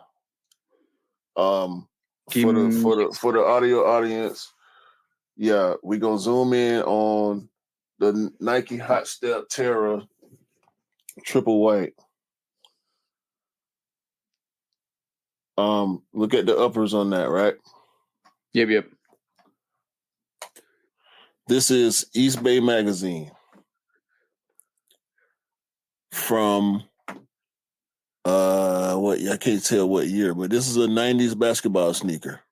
So as you can see, it's derived from the Nike Levitate then. Nike Levitate mid and low have the uppers. The particularly the low, the mini swoosh. Yep. This is the exact same upper from the Nike Hot Step Terra, is it not? It's got some subtle differences. Obviously, the Nike Hot Stepper Terra Air Terra doesn't actually right at the bottom. It doesn't actually curve back up like the actual Levitate. But there's certain similarities with the Levitate that actually are synonymous with the Hot Stepper, which I can agree with. Jay, it's pretty much taking inspiration from Levitate. So we're gonna look at the Terra again, right? We got the uppers. We know where the uppers come from, right? Yeah. Now, look at this. Okay, I see it. The Zoom Drive. Yeah. Zoom Drive is where the outsole came from. And particularly the shape also. To see the women's pair, which has got the blue midsole. Yeah, that does look like the Hot Stepper, definitely. It is more predominant there than it actually is on the men's pair. But yeah, I can see he's taking inspiration from the retro sneakers, which is fine. But then, like the reason why I say I don't know. He's definitely it's the same thing with this Glide though. It is coming from the Jason Kidd shoe. The Zoom Flight 95. He also released a certified lover boy, which is the Air Force Ones, right? It's the triple white Air Force One with a signature on it instead of the Nike on the midsole. And the hearts at the bottom and all of that stuff, which was difficult to make. So how much can we judge when you come on, bro? You know what? It's the same thing Kanye did with the Yeezys. Yeah. And it's 2K shoes, bro.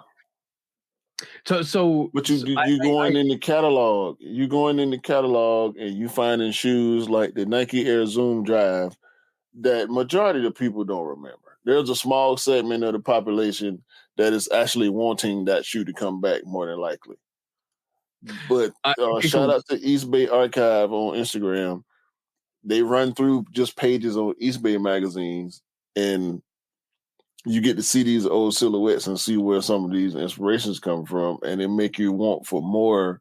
Like if this is what we doing, bro, and we know the Drake Yeezy beef, right? How you going? And I love when Drake takes shots at Adidas in the music. I particularly enjoy that. But how you gonna let this man like Yeezy went in and pulled from 3, 4, 5 different trainers and Jordans, right? Retros, and came up with the Yeezy 1 and the Yeezy 2. How dare you go get the Nike Zoom Drive outsole and the what's the other one? The Nike Levitate upper and modify that and talking about this no, bro, that's not it. So to answer the question, no, he's not doing the right thing with Nike. The OVO Jordans, I'm cool with all that. Whether I like them or not, I'm cool with all that. I'm not cool with this hot step terror mess, and I'm not cool with this glide stuff. Yeah, this is why I wanted to rank his actually like we've seen the glide and the hot stepper 2 going to come out and the Air Force Ones. You know what? I understand the Air Force Ones, so I'm cool with that. Yeah. But these other 2 sneakers, these other 2 not the sneakers, no. And you can miss me with the whole scuba thing. We ain't got to talk about that. That's a thought and a blink that we've forgotten already, bro. But basically, I just don't understand what's happening with his range. But also, then I do understand why Jordan Brand let him go, or he left Jordan Brand. At that time, he left that to do his deal with Nike, which makes sense. Yeah, which makes sense. But I do think he would have liked to stay at Jordan Brand. I thought originally that he wasn't given the right silhouettes, but now with the Nocta range, maybe he chose. Yeah, he chose. But he got an 11, bro. But how can I know he got the snakeskin 11s, which is this is the first time a collaboration that has been done with the 11s, but like. And it wasn't released. It wasn't released, was it? It was like more of a sample, wasn't it, as well? Yeah. Yeah. But still. Another one. But basically, how can you kind of go from like the Jordan Brand range, which I think they were still dope sneakers, let's be honest. They were still dope sneakers, silhouettes that we recognize, and he developed his own silhouette and like the hot stepper. And it's just not doing it, bro. It's just not doing it. It's not good enough. It's I mean, whether it's blaming on the dad shoe craze, maybe that's what he was going for. I mean, clearly to the culture, that's what he was going for, the dad shoe vibe. And I get it, he getting up in age, he got a son. But bro, we don't no, bro. We want J's, we want Air Max, and we want trainers. I'm gonna give you right. Bro, if this is why I don't understand why Drake does what Drake does and did the hot stepper and stuff like that. And people that love the hot stepper, shout out to you guys because you're still gonna support Drake and you're gonna still love his sneakers and buy it and stuff like that. But like I envisioned when Drake is a musical genius artist in terms of his record sales and all of that stuff. He's so good at his music. But then when you come back in, like I would expect Drake to be a equivalent to Travis Scott in the sneaker game. I would love to see a Drake 3 or Drake 4. We saw Drake 4, sorry, by the way, with the OVO, sorry. A Drake 1, a Drake 5. Like we want to see him on the good silhouettes. We want to see like an Air Max 95, Air Max 97. We want to see like he could do a whole Skepta range of Air Maxes. And he loves the British culture.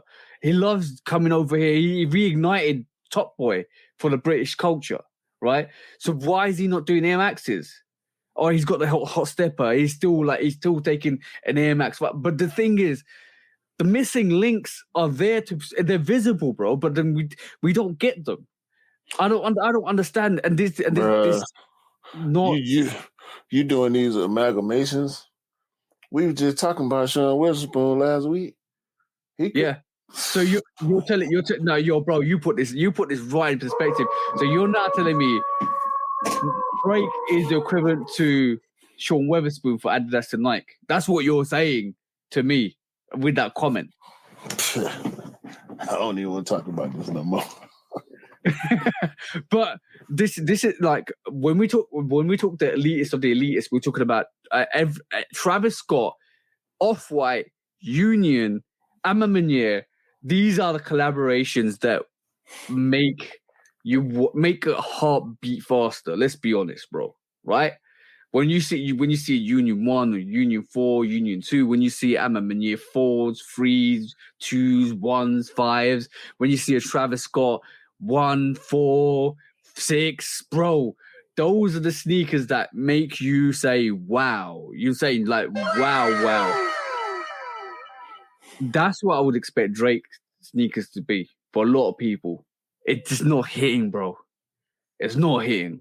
And the fact that you mentioned Sean Weatherspoon in the same breath as Drake, that just goes to show there's something missing that needs to be solved for Drake to actually have the hype behind these sneakers. If Nike's listening, if anybody's listening from the Drake camp, you need to do some Air Max 1s or Air Max 97s or Air Max 5s, Air Max 95s, I mean. But yeah, you need to come out and start doing something because the hot steppers ain't here, bro. Next topic. Next main topic. Talking about these collaborations, bro. Name me one collaborator you want to see do a collaboration that hasn't really got a collaboration with a brand at the moment. That's a tough question. That is a tough question, and it's gonna be it needs to be a dope answer, bro. Who's on that list? We know Khaled's got something. We know Fat Joe's got something. We know Drake has got something. We know we know Travis is the man of the moment at this moment in time. What artists? Obviously, Kendrick's switching from Nike to Adidas. It looks like for the time being. What artists would you want? It could be musical artists. You want Lil Baby. Okay. Lil Baby Jordan. Lil Baby Jordan. What Jordan are you talking? I want to say 11. Okay. Or I know he rocked 13s. He rock everything. He rock 1s. So I would say Lil Baby. He do a lot of high fashion stuff, but when he does sneakers, most of the time it's Jordans or Air Force 1s. So Air Force 1s, I think, would be a little redundant. Not that Jordans wouldn't either, but we'll have to see. I think Lil Baby at an interesting place in his career where he got big so fast. Now he has to he got to show and prove again. He has to prove everybody right again. Everybody that banked on him, everybody that rode with him and pushed him up. Because we all did. I did too. So I want to see consistency from him now. Okay. And I think he do. If he come back with his next album and it's at least as big as his last album, he will then be due for something. Hopefully it will be with Nike or Adidas. Nike or Adidas. Nike or Jordan. Nike or Jordan. Because he rap about Nikes and Jordans. He's not like a sneaker rapper like a Wale. And that's another person too. Wale. Wale should have a New Balance or a Nike. Yeah. Wale should have a foam or a Nike boot. I mean, he made the Nike boot song, so he should have a Nike boot. He should have a foam posit, or he should have a New Balance. Being from DC, and we know how New Balance go in DC. So I would also like to see this is a Yeah, this is quite a nice one. Dr. Dre have a Air Force One because he's got so much love for the white Air Force Ones. But I would like to see it in the chronic green colorway, all green. That'd be nice. That would be nice. Also, there's another person. Oh, Lil Wayne. Definitely like to see Lil Wayne with a collaboration. Everyone like, yeah, Vans. That definitely skate or SB. Because he's more of a skating. I don't know if he wear dunks though. Vans would be a dope one. Definitely Vans would be a dope one. I think if Lil Wayne wore SBs, it would be a known thing, and it would have been happening. That would be too easy. If he wore SBs, that would have been happening. Especially with the way SBs came back in the past few years. Yeah, Wayne would have got one. So I and he probably would have been on one of the sneaker shows too. Yeah. I do. It makes sometimes stuff like that makes sense. Like I think it would be easier for him to do Vans. It'll be real easy. Just give him, and it'll work. It'll sell out real quick, and get it over with, type of thing. But I like the whole Drake Air Force One Chronic. Basically, just to celebrate the album, that would be dope. At least it's almost like the Rockefeller Air Force Ones and the Fat Joe Air Force Ones. It will live to that expectation, because I think what with Drake always wants to wear Air Force Ones or white Air Force Ones all the time. Dr. Dre, yeah, Dr. Dre, yeah. You said Drake? No, not Drake. Sorry, Dre. Sorry, Dr. Dre. Sorry, sorry, bro. Always getting names. But yeah, there's a few out there, bro. It had to make sense. Yeah, we could call names. We could call names all day. But I've been thinking about Lil Baby with Jordan for a while. Since his last album came out a couple of years ago, I've been thinking about maybe he should have a collab. But it would have to make sense for both sides. Yeah, they could build him up to be another excellent collaborator like Travis. He can't get one without Wale though. I mean, even though Wale ain't necessarily going in on the music side like he has been, he been real quiet on the music side actually. He just, as far as the sneaker culture is concerned, bro, Wale is established. He need some type of collab, a few different silhouettes. 100%. That's definitely one person that we would like to see. It's interesting to see what the next steps are for some of these artists.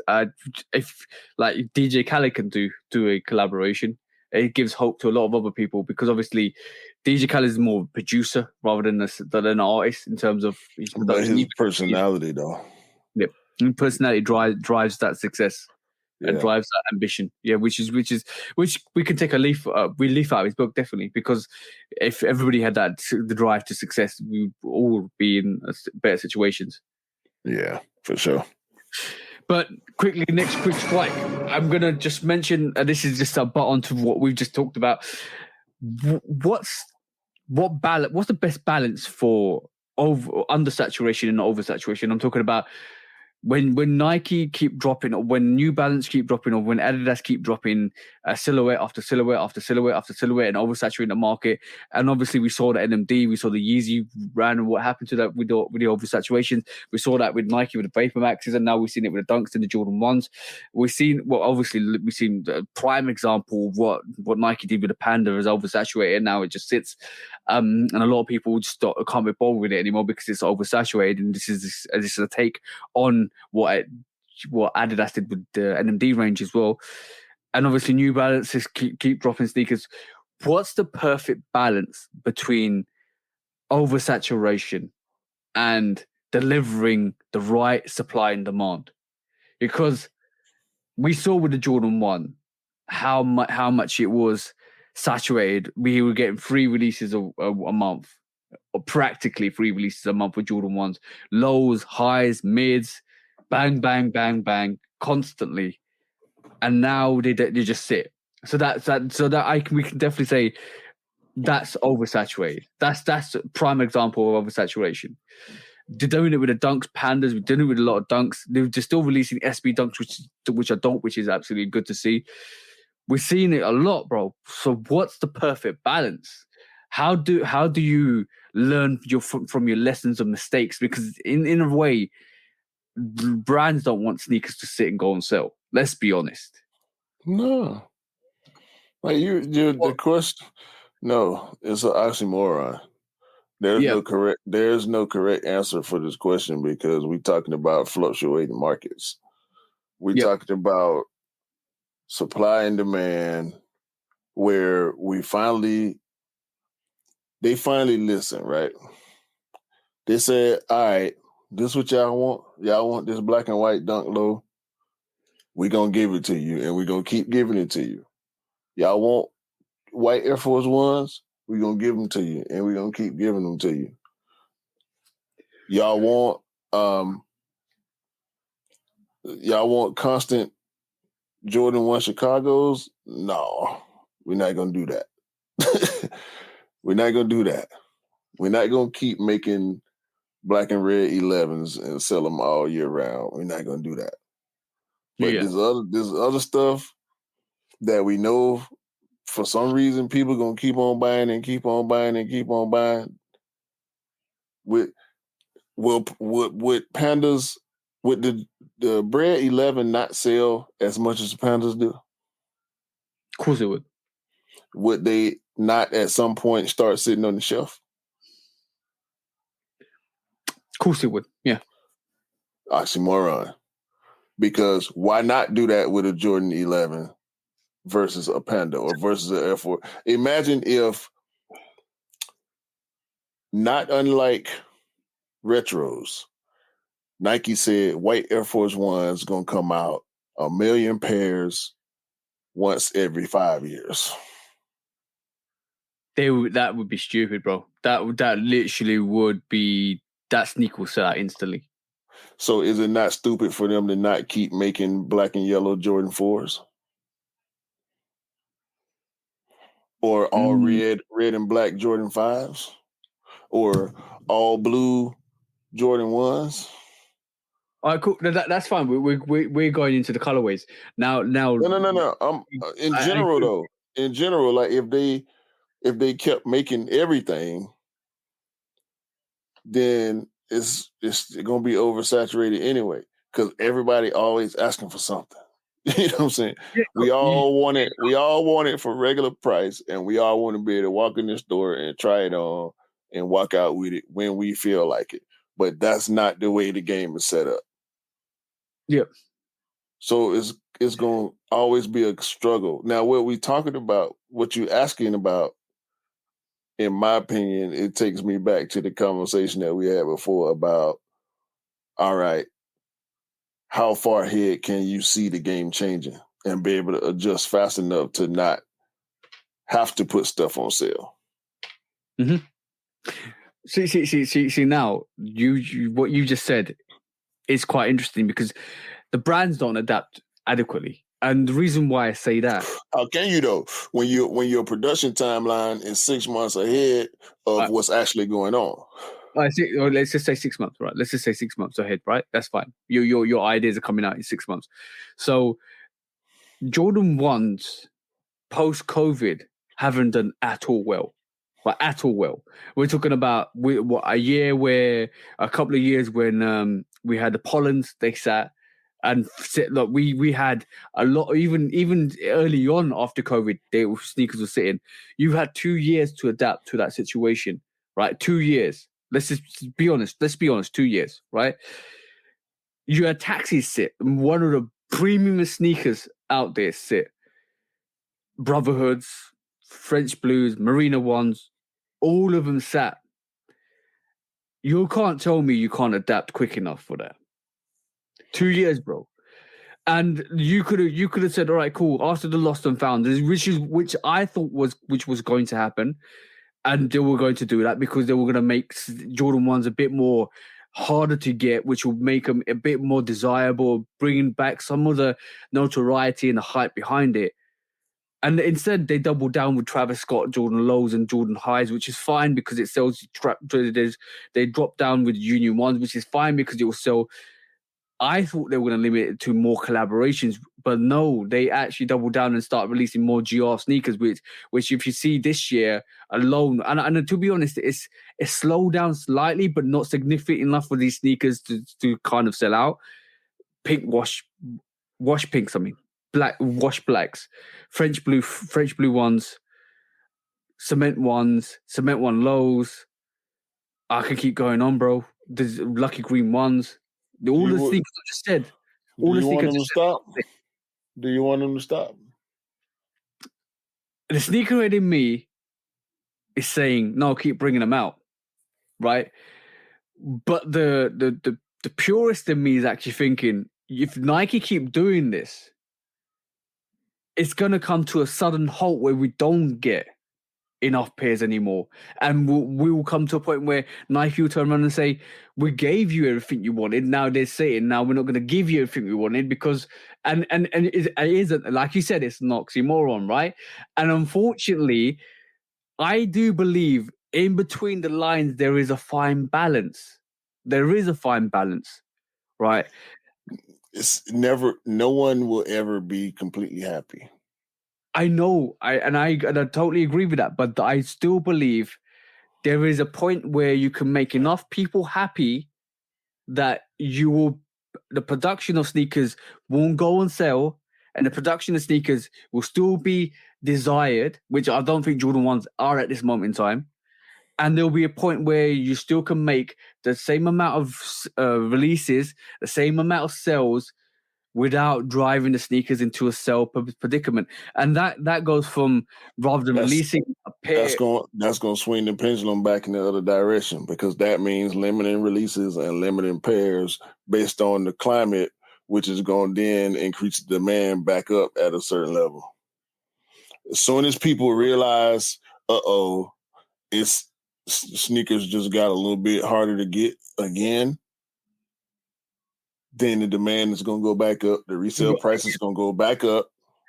And I agree, and I totally agree with you. People are going to react to whatever the climate is. And then I totally agree with you. This is where I believe when you release, like, you should release. I think if you did this, I think this could potentially work.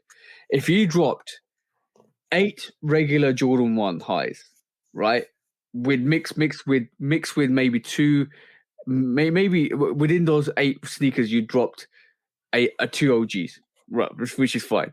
And then on top of that, you gave 2 Jordan 1 collaborations, which that means you're talking about maybe potentially 8 to 10 sneakers a year, which is potentially one a month, potentially.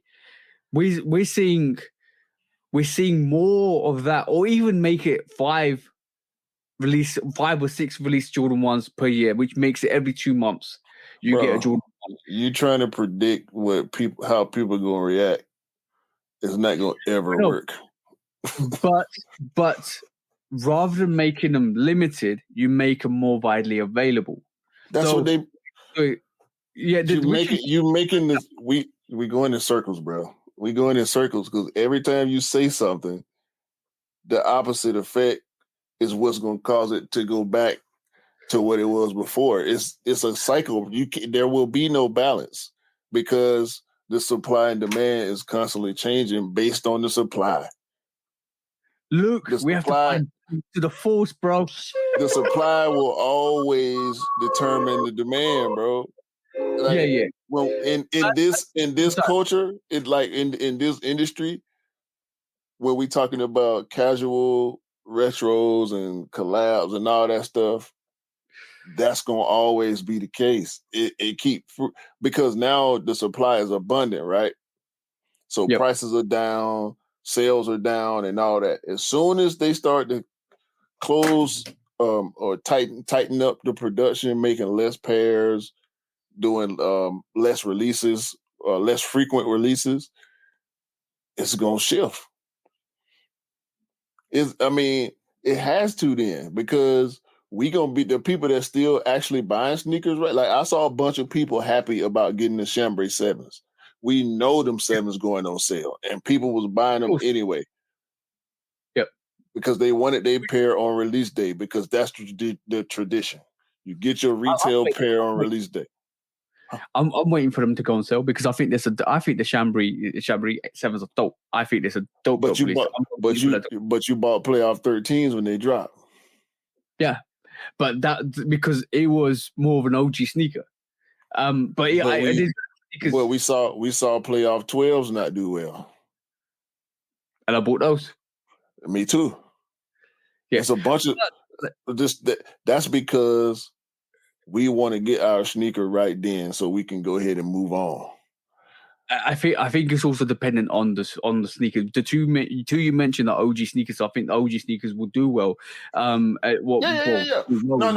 We can't. I'm not including like the outliers. You know what I'm saying? Like these UNC ones, we expecting to see them go. You know what I'm saying? We expecting to see a regular style sellout, not like a Travis or a Chicago level, sellout, but we expect to see these move well. I don't expect to see these UNCs go on sale at all. You know what I'm saying? So I want a pair. I'm going in. I already got raffles going. I'm waiting on. Matter of fact, the rest of the raffles just opened up 30 minutes ago. So as soon as we finish recording, I'm going to do my raffles. You know what I'm saying? But that's not. I'm talking about the Chambray 7s and the playoff 13 and the lucky green ones. Just GR colorway GRs. If they went the limited route with that stuff, it's going to turn the game up. No, and see, this is where the tier system works, right? Collaborations, you can release 1 or 2 collaborations a year. OGs release 2 OGs a year per silhouette. GRs, it all leads to turning the game up, which is going to make it more difficult for you and me. So you trying to make it harder for us, so the sneaker brands don't have to put their shoes on sale in fear of them doing exactly what you're suggesting. It's a circle. I'm going to slightly disagree with you, right, with this, because basically I believe, right? You just said it. Said it. Listen. Just listen to this cue, right? Just listen to the whole perspective. Collaborations, release 1 or 2 per silhouette per year. That's fine. OGs, release 1 or 2 OGs for that silhouette per year. That's fine, right? GRs, less colorway productions of GRs, more production in the release. So UNC ones, 600,000, perfect. 600,000 to 800,000 is perfect. Release a GR, Jordan 1, Jordan 3, Jordan 2, every a couple of months, but make them easier to get more production. So in that way, you still get pair numbers out. You still get loads out there, but not as many colorways.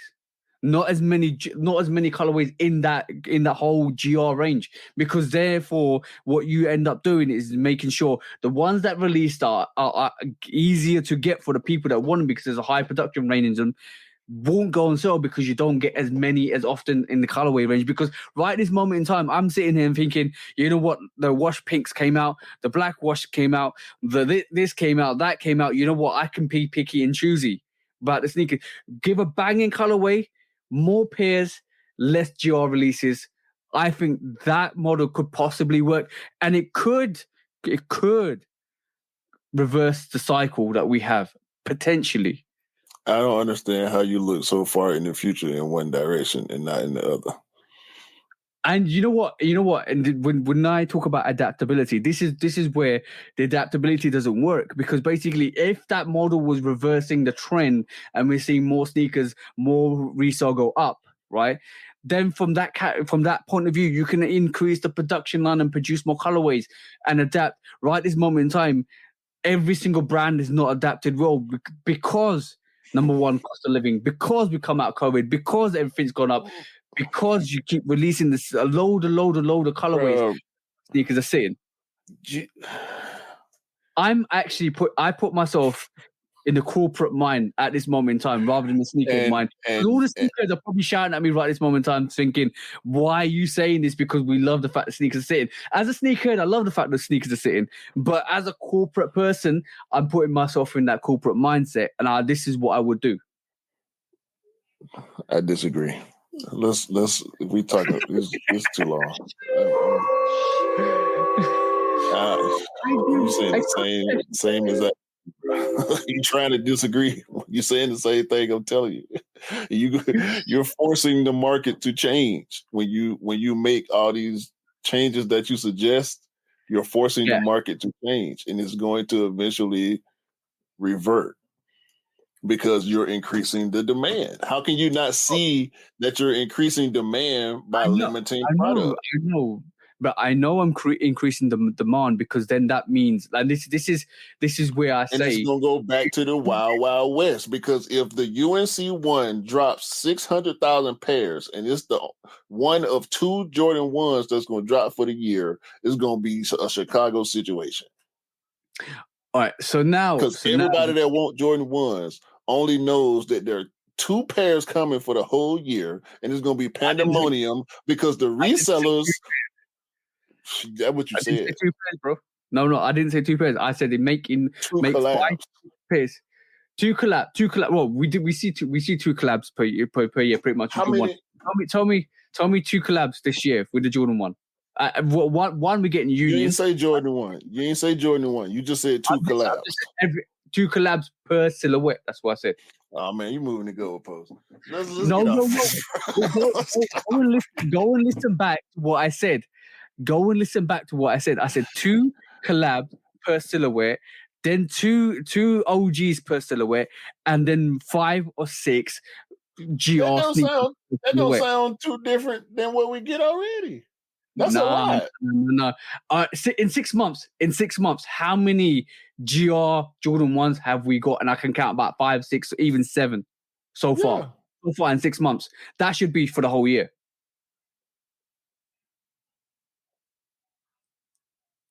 That's what I'm saying, bro.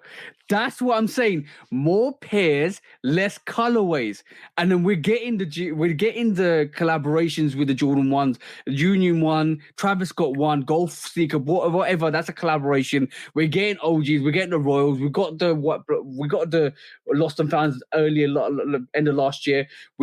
That makes perfect sense. Now, if they doubled down and said, you know what, we're not going to give you as many GR colorways in the Jordan 1 and just give you 5 or 6 GR sneakers with a lot of them, that could buck the trend of sneakers sitting and going on sale per silhouette. That's per silhouette, by the way. I said that from the start, bro. No, you didn't. I did. Go and listen to it, bro. And listen to it, because this is what I'm talking about per silhouette. That might be the balance that Jordan brand need to actually buck the trend of the sneakers that are sitting and going on sale. If that doesn't work, then you increase the demand by adapting to the market.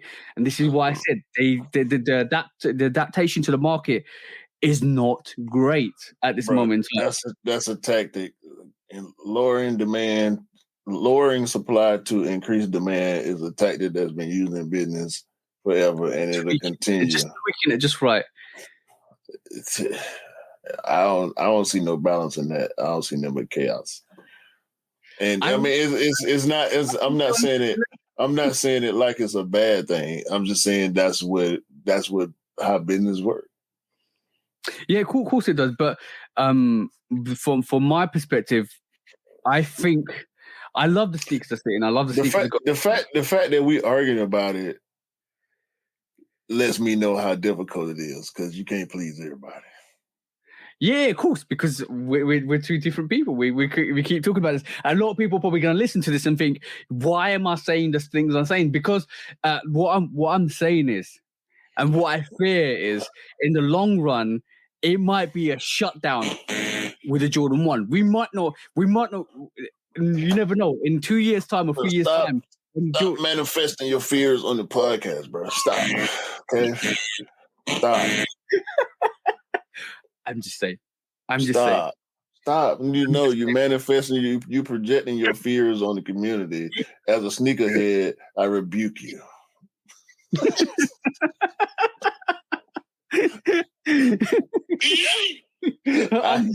They gonna keep dropping stuff. The market gonna pick back up, and we still gonna be able to get what we want to get because we shoot dogs, and we get what we want to get when we really want to get it. And that's exactly. That's how it's gonna go. Bottom line, because you said so. Y'all better not drop 2 Jordan 1s in a year. It's gonna be y'all gonna land in sneaker court. Oh yeah. No, but the thing is, there is. I always from the start I said there is a fine balance. There is definitely a fine balance that from a corporate level. If they put that into effect, then maybe that could be beneficial to them because obviously, like I said at the start, no brand wants their sneakers to go on sale. Oh, you like repeating yourself, don't you? When resale is too high. Damn resellers. Order. When hype beats go too far. These damn hype beasts. Order in the court. Order. When the back door opens. Guilty. It's time for order in the court. The sneaker court of public opinion.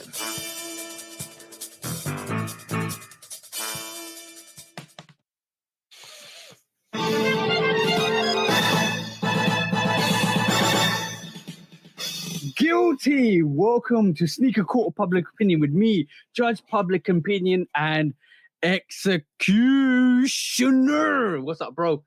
Chilling like a executioner villain. What you got? Okay, today we got 2 court cases on the docket. One of them is an interesting court case I want to kind of bring to everybody's attention because basically it's not the Drake Nocta sneakers, even though he's not done a good job on them. But they're basically, have you seen eBay recently, bro? No. Because eBay, for some reason, right? They on eBay, some guys out there are actually doing the utmost to sell the most beaten sneakers to ever been seen in history. But number one, take number one is this person that's selling. And this is so funny. This person is selling a 7.5 Jordan 5 Retro Craft 2003 for £220, and he's not even got a picture of the sneaker, bro. Have a look at both of the pictures. They're a picture of his foot, right? So number one, what the hell is this guy trying to sell? Right, number two, bro, is people out here are trying to sell beat, battered, and bruised sneakers. Look at that. Bro, have a look at that. I bought that for $18. Yeah. Well, to do it up. Oh, it's worth it, but like, bro, really? I could fix that. Bro, this ain't hold on. Are you just now discovering this side of eBay? No. I've seen worse, bro. I've seen people trying to sell the same similar. This is $18, right, which is fine. But I've seen somebody try to sell something like this for about £150. Oh no. See, okay. Let's go back for a second. And I get where you're coming from with this. I agree with you. People trying to rip off people, like the dude that's talking about he got some craft fives and just a picture of his foot. eBay need to kick him off there, bro. Like they need to. eBay need to delete that post. Now, I'm saying eBay. If somebody hit the button on that post and they don't get a Jordan 5 craft, it's a problem. You know what I'm saying? For that price, they will require authentication. So if it's a scam, it ain't gonna go through. But like selling beat up, bro, I done bought beat up sneakers to work on my restoration skills. You know what I'm saying? I know. But imagine the verification is a picture of his foot to smell, bro. No, that's real though. Because remember the PlayStation 5 controversy? Yeah. People selling pictures of PlayStation 5s on eBay. So, hey man, £600. this every single person that's out there on eBay scamming and trying to sell ridiculous items for crazy numbers, yeah, they all guilty. They know they're guilty when they posting it. They're scammers. Scammers, bro. Guilty for you guys out there that are selling battered and bruised sneakers for the retail price. You don't be Mr. Scammity Scam. This is not your turn to actually sell your beaten off beats to people. Yo, this is horrible. What's the verdict, bro? What's the judgment? They need to be banned from all reselling platforms for a lifetime. You're telling me, bro. It's annoying, bro. It's because I be on eBay. I got some things, and the stuff. Yeah. Some of the stuff I come across, bro. It was a dude. Some people giving away stuff on eBay. Really? Yeah, they just want you to pay for shipping. You can find stuff so bad that a person will charge you $1, and you just pay the shipping, and it's yours. They just want somebody else to have somebody that wants it to have it. You know what I'm saying? But the scammers, ain't no love for the scammers. all they want is that dollar mullah, bro. Matter of fact, they don't even be able to. They shouldn't be able to do social media accounts at all. Just period. Yeah. There's no internet for you. Second court case on the docket is guilty for that version, for that actual bad behavior. But second on the docket is, bro, this was quite interesting. Keelan McCarvey is an employee that used to work for Crocs, right? And he started his own company called Joybees, right? And with that, he basically Crocs found out that he's using trademark secrets in the production of his new sneakers, bro. So he's been taking all of that information from working 6 years with Crocs. 6 years, bro. All of the information, all the materials, and been replicated in the Croc. Inside Agent Kellen, Super Agent Kellen, 00 Kellen is doing everything to steal the designs from Crocs and make it his own and call it Joybees. That's funny, bro. Hey. I don't know whether to be mad or give him a round of applause. He got caught croc-handed in the Croc situation. Got his hand. Got his hands caught in the Crocky jar. That's the one. He got his hands caught in the Crocky jar. He crocked more than he bargained for. Keep bringing the puns, bro.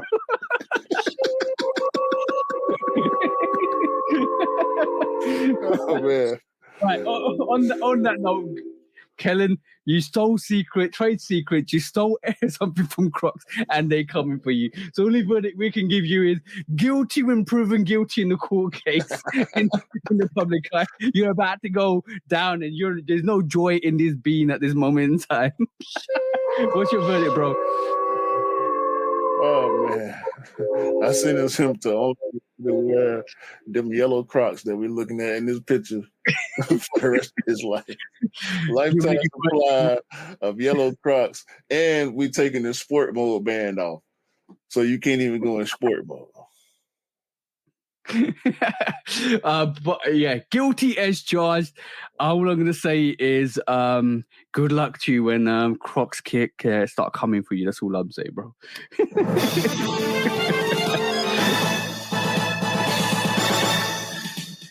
Guilty. That was the court case for this week, bro. Don't get your hands caught in the Crocky jar. When resale is too high. Damn resellers. Order. When hype beats go too far. These damn hype beasts. Order in the court. Order. When the back door opens. Guilty. It's time for Order in the court. the sneaker court of public Guilty. opinion.